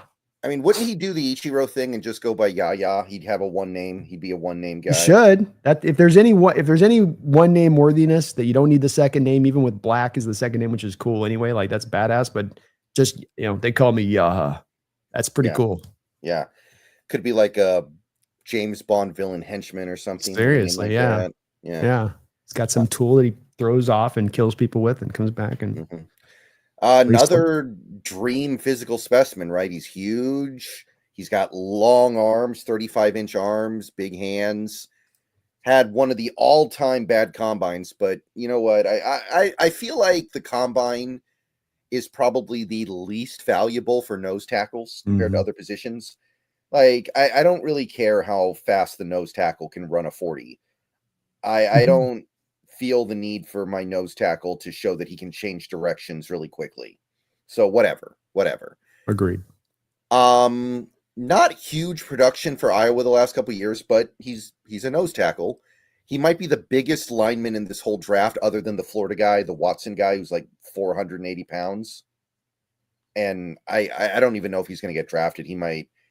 I have a feeling he's going to have like blood clots or something that are immediately just going to end his career. I think that's not happening. So whoever drafts him probably is going to try to get him to shed 100 pounds is what they'll probably end up trying to do. And then who knows what you got at that point.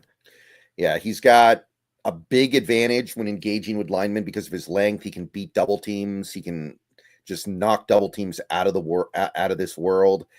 But he feels like he's a little out of control at times. He's very immobile, very little pass rush production. So he's mostly just a space eater. And again, that height does concern me. He's too high up, plays higher than everybody he's engaging with, and that's going to be a problem.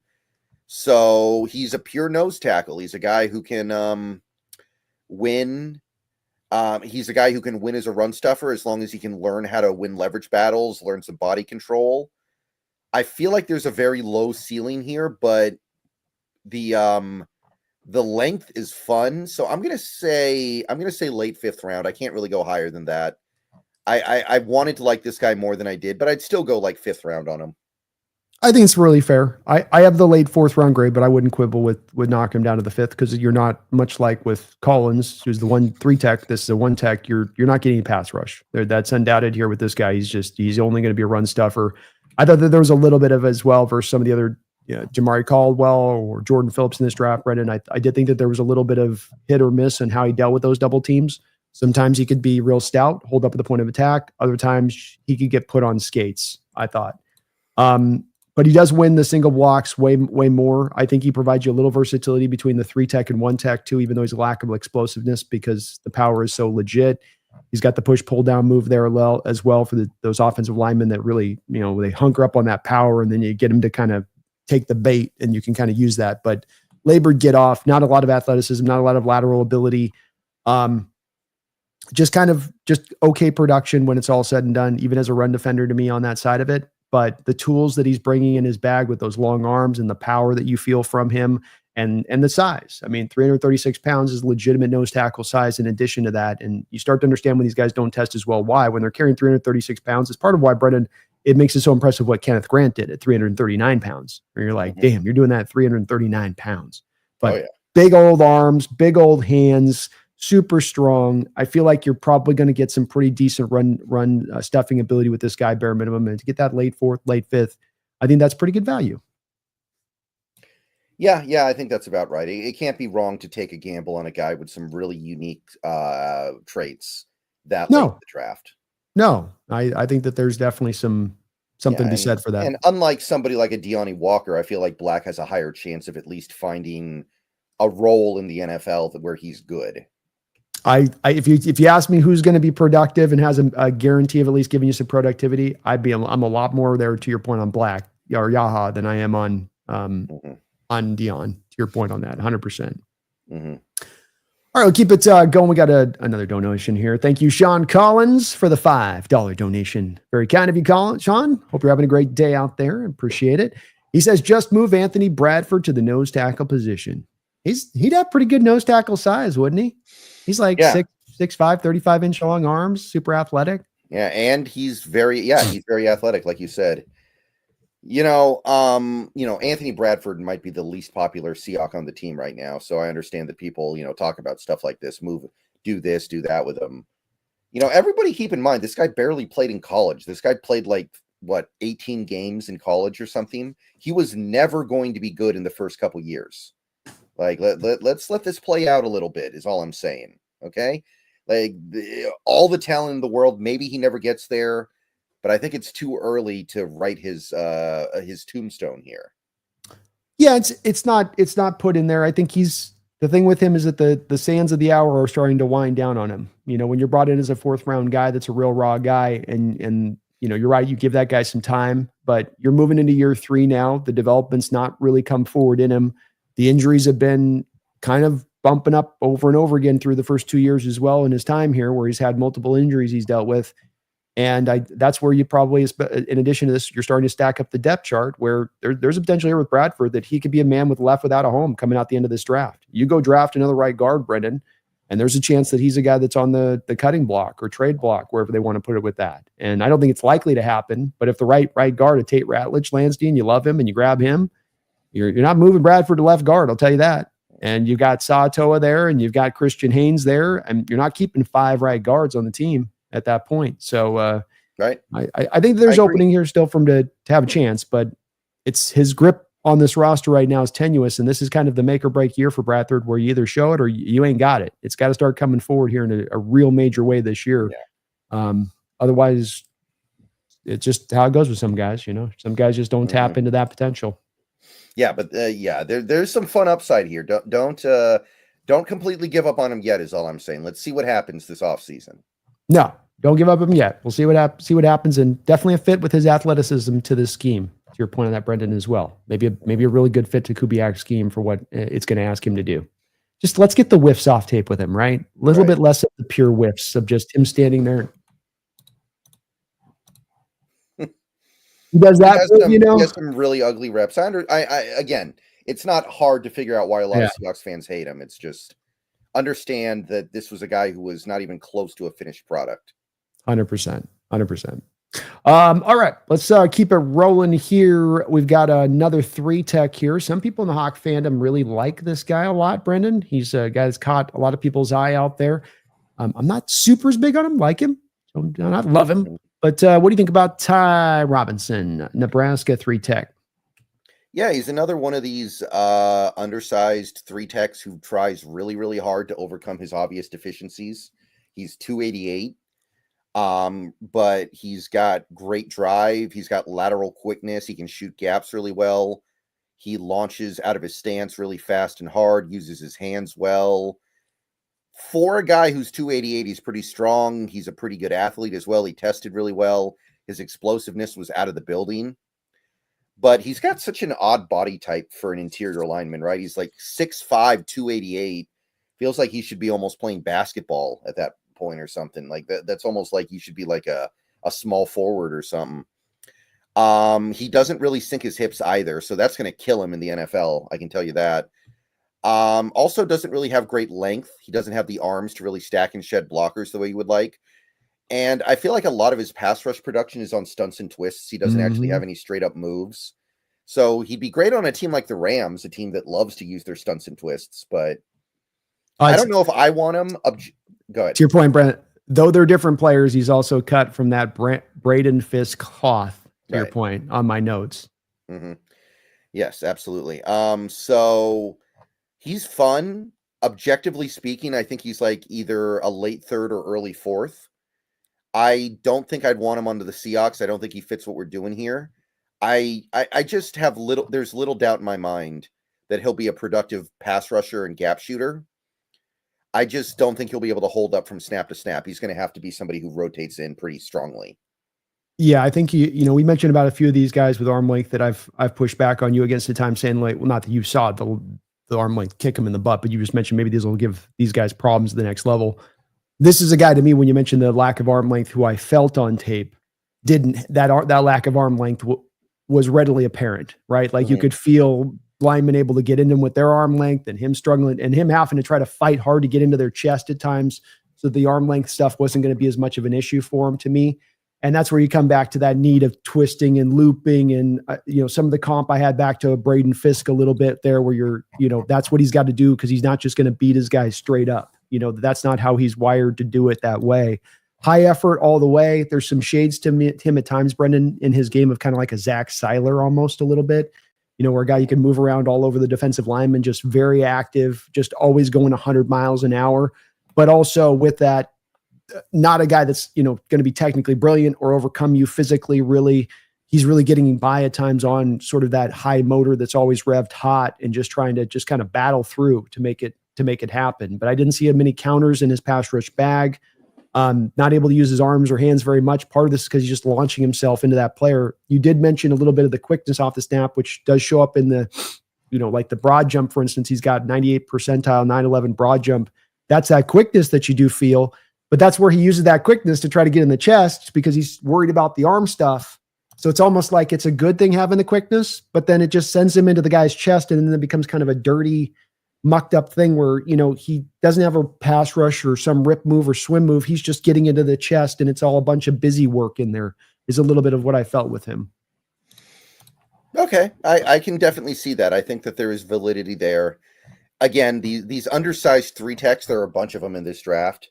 I ended up liking quite a few of them, but I think it is fair to wonder, how is this actually going to work in the NFL? How is this guy actually going to stand up from snap to snap and hold up?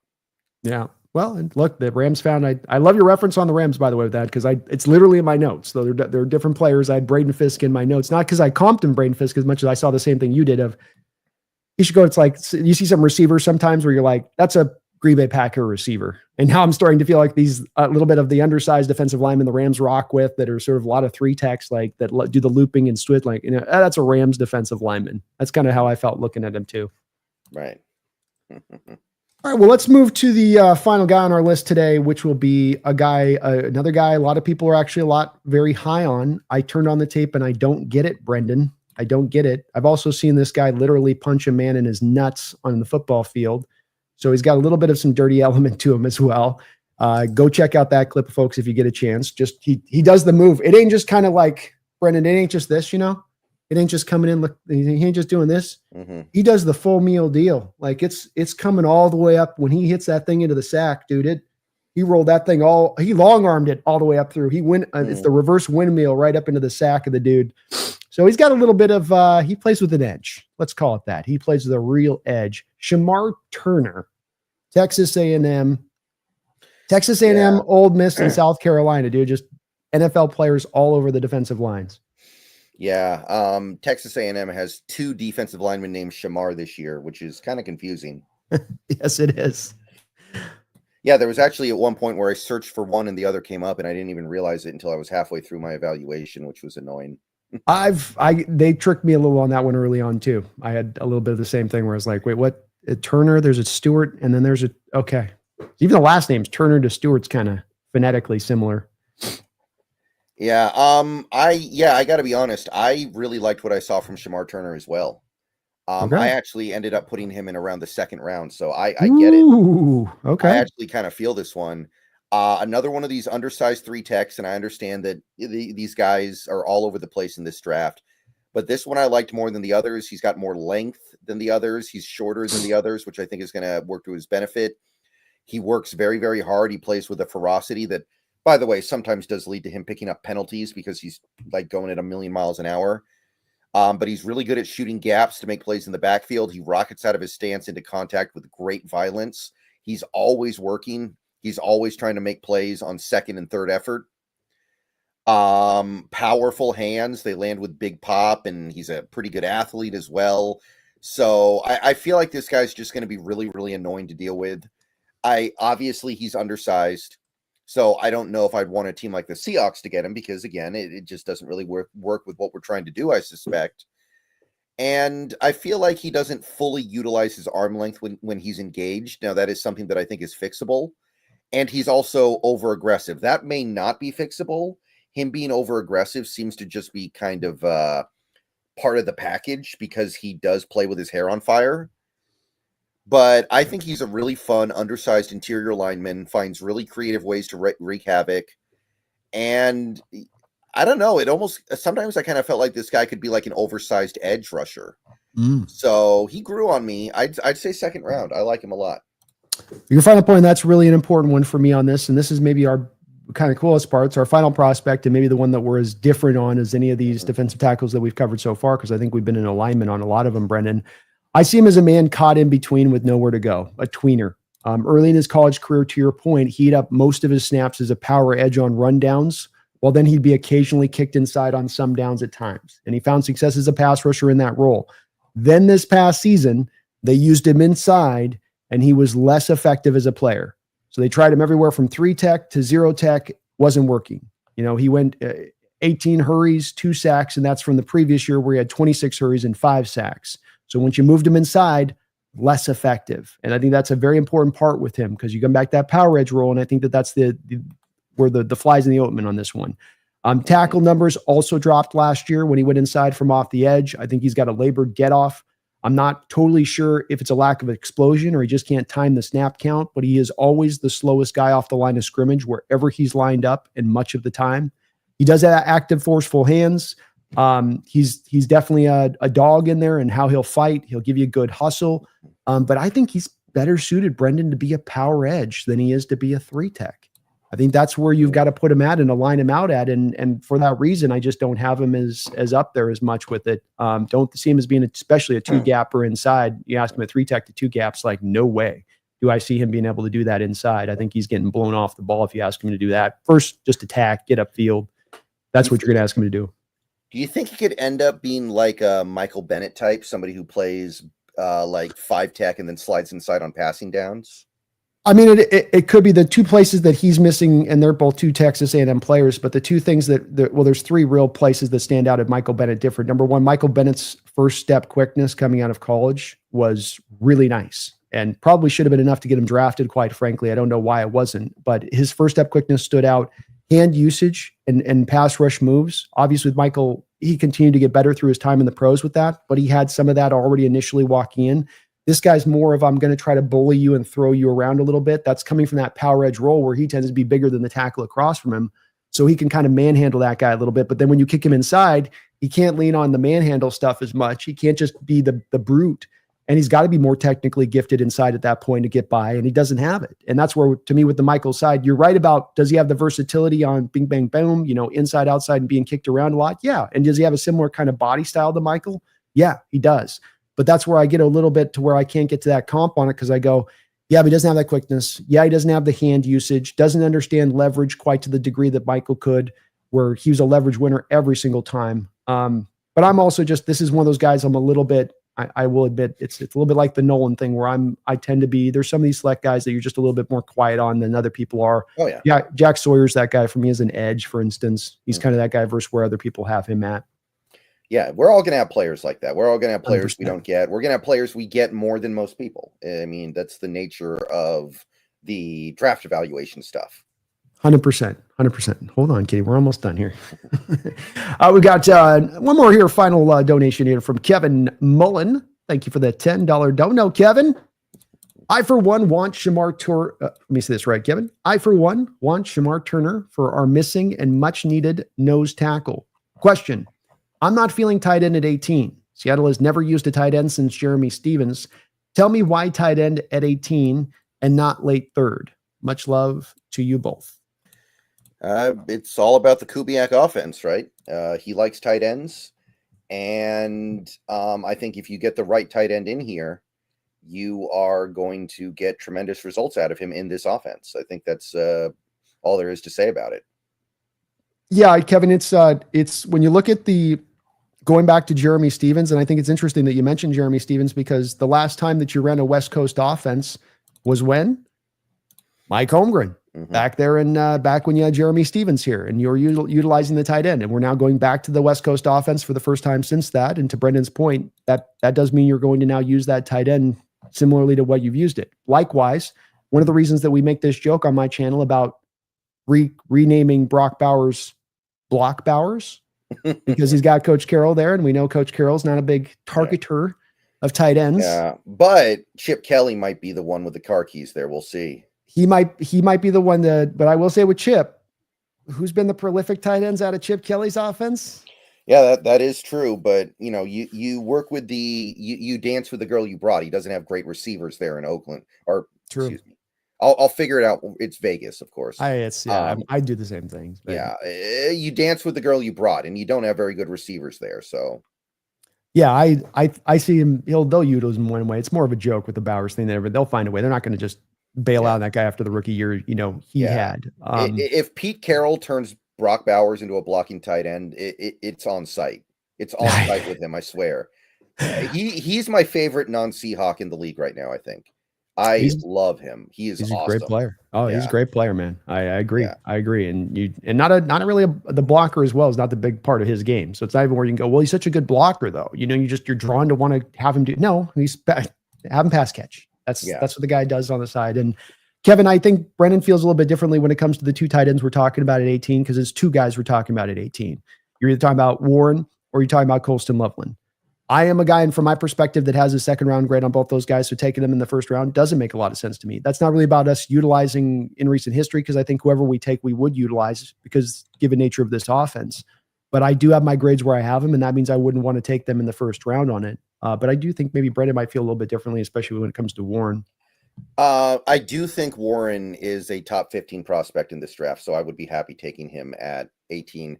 Loveland, I wouldn't hate it, but I'm not a big fan of that either. To me, if I'm going to be spending the 18th pick on a tight end, I want him to at least be an average blocker, and Loveland is like the Jawan Johnson of this draft, where he doesn't block at all. He's basically a receiver out there. He may as well be. Yeah, I just think Loveland's definitely getting a little overhyped here to me, Brendan. And a lot of people are connecting him to Seattle. A lot of people are pushing him to that. And for me, I just think it's too early. And I agree with you on the blocking side. I don't trust him as a blocker necessarily. And if you're taking a guy in the first round, you want to be able to at least trust in that. I know I'm getting that with Warren. I know he'll block. I don't think he's Gronk-like blocker, but he's a passable blocker for the position. Oh yeah. But Loveland's a little bit of a different tale there, and I'm a little concerned on that one. Shamar Turner, I'm not sure he can do the nose tackle stuff there, Kevin. I think that it's just, and they tried to do that this last year with him on the tape, and those snaps just weren't particularly good. I think he's making a joke there. The nut tackle. The nut tackle. Okay. All right. I like the nut tackle. Yeah. Okay. I like that. And dude, folks, go check it out. You'll never go see a more blatant, dirty nut shot on the field, because most of the time they're in the pile and somebody's grabbing and twisting something, right? And he comes up, the guy's standing tall, and he just brings that sucker from the back of Maryland all the way up through Fresno. And I mean, he's got that thing solidly right up. The lineman's a badass, by the way, because the lineman just takes it. He just it just doesn't even rattle his cage. Whereas with me, I'd be, 330-pound man with 35-inch long arms slams me in the sack. You're gonna pick me up in a couple of hours. You know what I mean? When I'm done crying and yeah. You know what I mean? Well, remember Reggie Evans, basketball player who grabbed Chris Kamen's? Yeah, that was the famous one from when I was younger. Oh yeah, Reggie played on the line. You know what I mean? Reggie played on the line. But that was one of those basketball players you needed back in the day. You needed one of those guys on your roster when they let him play physical who would get in there and could be that kind of dude. You know, that was all whole Reggie's game. You know, he's a great rebounder, pretty good defensive player, and a little dirty. Just a smidge, just enough. Yeah. Just enough. I think in 2006 there was a Monday Night Football game where the Seahawks were playing the Raiders. Somebody on the Raiders kicked Jeremy Stevens in the junk, and Stevens had no reaction whatsoever. And the Raider guy got kicked out of the game, but people were confused. They were like, "Hey, Jeremy, do you have anything down there? Like how did you no sell that, dude?" Like, I remember I was on a football discussion forum back then, and people were like, "How did he do that?" Yeah, because as a guy, there'll be a lot of people who question your toughness about things, right? Like, get up, walk it off. But any guy gets knocked in the nuts, you're going, give him time. Give him a few minutes there. He needs some time here. Just let him get through that. He's got to breathe this out a bit, you know? So you're right. Lean into it, man. Get that penalty, you know? And I do vaguely remember that. Yeah, the guy got kicked out for that one. He kind of went wild on Jeremy. Like, Jeremy wasn't even doing anything crazy, if I remember correctly. The guy just like freaked out, had like a steroid moment or something on the field. Yeah. I think Stevens was one of those guys that people just didn't like for some reason. And later on, we found out why, maybe. Yeah. He had a boy, I'll tell you what, a guy with a reputation that I heard from so many people, like who went to school from him, and boy, not a guy with the greatest of rep locally speaking with people that went to school with him at that time. And I know he's a bit of a live wire too as an adult at times, but yeah, there are people out there that the other players in the league just seem to hate, and it's not totally clear why. Like, it seems to me that the safety who was on the Eagles, Chauncey Gardner-Johnson. Yeah, he's a guy for some reason people don't like him. I don't know why. Like, I don't know what happened, but nobody likes him. Kirby Joseph, another guy, but that's because he's dirty. Yeah, that one's easy to figure out. Yeah, that one's an easy one to do the math on. But, thank you though, Kevin. Appreciate that $10 dono. I love the nut tackle. That's awesome. I love it. I missed that one, brother. That took me a second. Mickle Cam, thank you for the $5 donation, Mickle Cam. Love your guys' content. Two of the best. How do you guys feel about Ty Robinson? Where do you see him getting picked?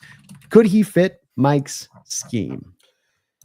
Yeah, that was the guy we just talked about, the Nebraska guy, right?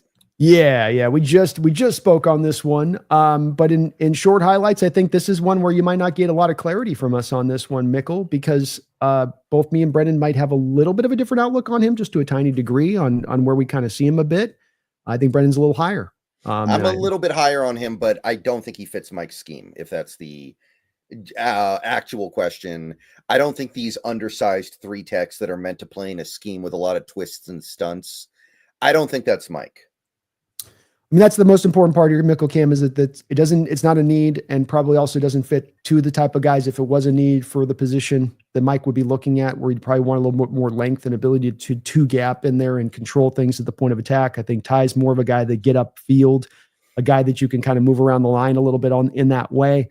The short arms are the big problem with him as much as anything, where you feel his short arms. There's short arm guys you don't feel. There's short arms you can really feel, where it's like, man, that lack of length is really hurting him, and he's having to get around it and work around it and have to be creative in how he works around it.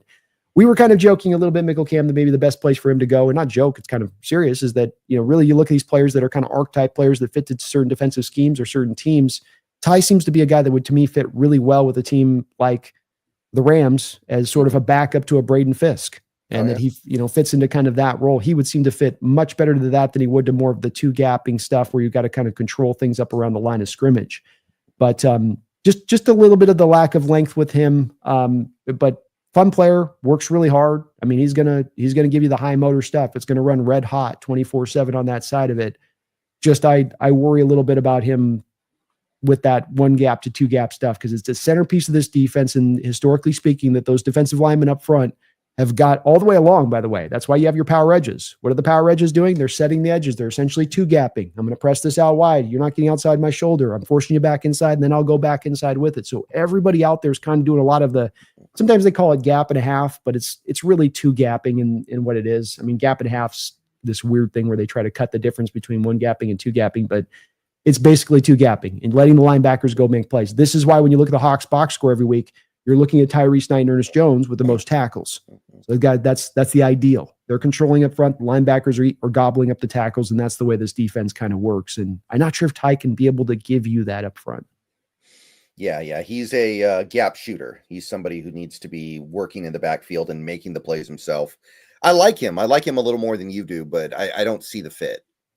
Yeah, I've got more of a late 4th round range, partly because of what Brendan just said, Mickelcam, where I don't see as much of the fit to the defense, not because he can't be a good player in the right kind of defense. Brendan's got him, I think, more up in the.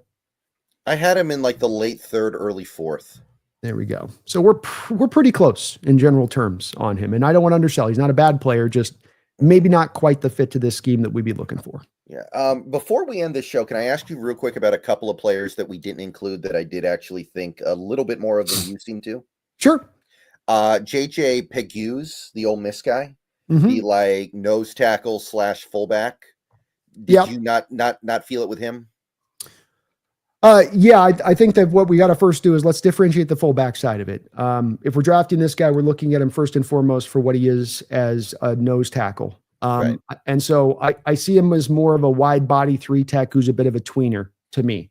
Neither a nose tackle, neither a 3-tech, kind of a man without a home. 3-year starter for Ole Miss, 10 sacks, 52 hurries over a 3-year period. Good squatty, low build, like that about him. Only 8% of his snaps were technically from the nose tackle position. Part of why I say that he should be a 3-tech. So very, very infrequently used. Double teams can push him around. Engine runs hot and cold. I wouldn't call him high motor. Pass trying to use his quick hands on contact. He doesn't offer very many pass rush moves except for a spin move that he engages as a secondary. And it's actually kind of effective, but it's kind of all he's got. So it's, if there's a part of this we want to include to him as a fullback, because I know he's had fullback success, you can kind of lend and bend that in. But I just think he's a guy that's just trying to put his head down and knock over the bowling pins. And he's trying to do that mainly from the 3-tech position as opposed to the 1-tech. So we get back to, is he as a 1-gapper, is a 2-gapper? How good is he as a 2-gapper? How good is he as a 2-gapper in the nose tackle role? I come out of that and I was low all the way around on him on that on the other side. Okay. All right. I can see that. He's kind of one of the gimmick players of this draft, I feel like, because he also does the fullback stuff. Yeah. I liked him a little bit more than that, but I feel, yeah. One other guy, Vernon Broughton of Texas, the guy with the 35-inch arms. Have you looked at him at all? Did not have a chance to get to him. That was one guy that I didn't have quite a chance to look at. You like him? He's fun, man. He's got the 35-inch arms. He's tall. He's pretty big. He's a good athlete, launches out of his stance quickly. He's got some legitimate moves that he can use. He's just a little out of control, honestly. He's just a little bit plays a little crazy. And he doesn't move that well. So outside zone runs, I think Shanahan would probably have a lot of fun against him, for example. 3-tech? Yeah, I look at him as more of a 3-tech right now. But again, sometimes these things aren't completely defined until we get to the NFL. One thing I want to say to the audience is that sometimes you just don't know where a guy's going to be able to play until they actually get out there and start playing it. Sometimes these things surprise you. I don't think the Seahawks ever thought Justin Britt would end up being their center when they drafted him and put him at right tackle. It's just one of those things. It can develop in that way. You're absolutely right about that. Sometimes guys can transition. He just hasn't been that productive yet. He had 1 year of good production last year and it wasn't great. So tantalizing traits, but it just hasn't come to bear yet. So that would be the other guy that I'm kind of intrigued by. Okay. Other than that, I think we covered pretty much everything. Yeah, we got, there's a CJ West, another nose tackle at Indiana. Didn't cover him because he's more of a guy, just can't really, not really a 2-gap guy, more a guy that because he's undersized and lack of arm length has just got to kind of shoot his way upfield to get to where he goes. And then other than that, you just have a bunch of 3-techs kind of all locked in there. Darrell Jackson Jr., we didn't talk about, the son of former Darrell Jackson, wide receiver for the Hawks. Big old man, monstrous size dude. Oh, yeah. But I've got him in the 5th round, and we just wanted to kind of more folks concentrate on these guys inside the first 4 rounds because just thought it would be more interesting, get a little bit more deep dive into the prime prospects, so to speak, in the draft. Because these guys in the back end are on the back end for a reason, kind of. Right. In the outlook of it. Some of them are still fun, though, like Howard Cross, the really undersized nose tackle at Notre Dame. I don't think he'll do anything in the NFL, but he's still fun. Playing nose tackle at 290 pounds, it's kind of entertaining to watch. No, it is. It's like that. It's like that guard out at North Carolina. The guy who's probably going to end up playing fullback in the NFL. yeah, Willie Lampkin, man. It's like it doesn't make sense. It shouldn't work. It's literally like you create that Madden offensive lineman that you make like 5'9", but you put all his skills up as far as his ability rating, and it does not look right, but the game lets you get away with it, and you're just kind of having fun. Yeah, he's testing my theory that the Warhammer Dwarf would be the best. I'm telling you. You're onto something with this Warhammer Dwarf stuff, man. I'm telling you. That's the new nose tackle hotness is the Warhammer Dwarf. That'd be a great YouTube title for a nose tackle video, Brendan. The Warhammer Dwarf. You got the big axe over his shoulder, especially with Gronk now. We can create these things. So I have to do that. Well, folks, we're going to keep this rolling through here over the next couple of weeks. So strap on in. Because me and Brendan are going to be planning on doing 2-3 shows a week here on one to get in and deep dive into this draft. We're going to come back on Thursday, be looking at the running backs. Again, the look on this is going to be try to kind of keep it in the first 4 rounds and keep it at the top of the guys. We got about 15, 16 guys that we're going to be looking at really closely here on Thursday. And then next week, I think we got 3 shows set up. So keep an eye on your notifications on either side of it. If you're on Seahawks, Brendan Nelson right now, hit that like button if you can. Makes this show up on the algorithm, lets people see we're looking for good draft coverage. If you're on Hawks Nest, please do the same. And if you're not subbed up to either side, get subbed up to both sides if you can for us as we continue to do these shows throughout the year and go hot certainly during the season. So, Brendan, I appreciate you doing this with me today. I look forward to Thursday and looking at some of the running backs. I know it's not a need, but you have, I think, is just to give a little bit of a preview on this. I think you'd agree, maybe the deepest running back class that we've seen in about 10 years. Do I dare go 20 years? Do you have a deeper one to mind that you've had you on? Yeah, it's at least a little annoying that we have this running back class in a year where we don't need one. I'll tell you. Yeah, and then on the flip side, you need a receiver in a draft, which isn't exactly strongest for wide receiver. At least the interior linemen are good, though. At least we got some good quality interior linemen to pick through. Yeah. As long as you're willing to take the tackle converts. True. That part is true. There's a caveat, with that one. But I don't think the receivers are bad. It's just a lot of them are slot only guys is the frustrating part more than that. Yeah. And you don't have as much of the pure blue chip guys. You usually got 2 or 3 blue chippers in the draft too. And you're kind of missing the pure blue chip guys on it too. But yeah, there's some interesting guys. There's definitely some fun receivers to go through. And like you said, it is very weighted heavily to the slots. A lot of slot receivers in this draft, or that's where they're going to at least live in the next level. Well, we will be back in less than 48 hours here with a running back preview. Fun running backs, a lot of different running backs, very explosive, creative guys, juke, spin dudes, super young, a ton of potential to them. So we're going to be going into that here on to Thursday. I thank you guys for watching today. Appreciate all of the donations here to the chat as well. Thank you, Brendan, for doing this with me. As I love this part of the year when we get to go into this, just a whole different kind of outlook to football versus getting caught into some of the day-to-day stuff with just the team itself. So it's a fun little part to go into on this. I appreciate you doing this. Yep. Thank you for having me on, man. We'll be continuing to do it until there's no more prospects to talk about. So there's no more to prospects to talk about. And both me and Brendan will be streaming on our channels individually live on draft day and we'll be doing some late night shows as well. So be prepped up this month as we're going to be coming in hot, folks.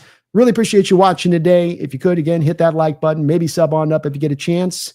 We will be back soon, but until that time, please don't you ever forget we're about to kill this draft. We got 5 picks in the top 100. You better be getting hyped because we're about to go crush it as a team and put this team back over the top and set the stage for a contention whenever that will fully then click in. So you better believe we're about ready to make some noise, Seahawks fans. So don't you forget, don't you ever forget, go Hawks. Go Hawks.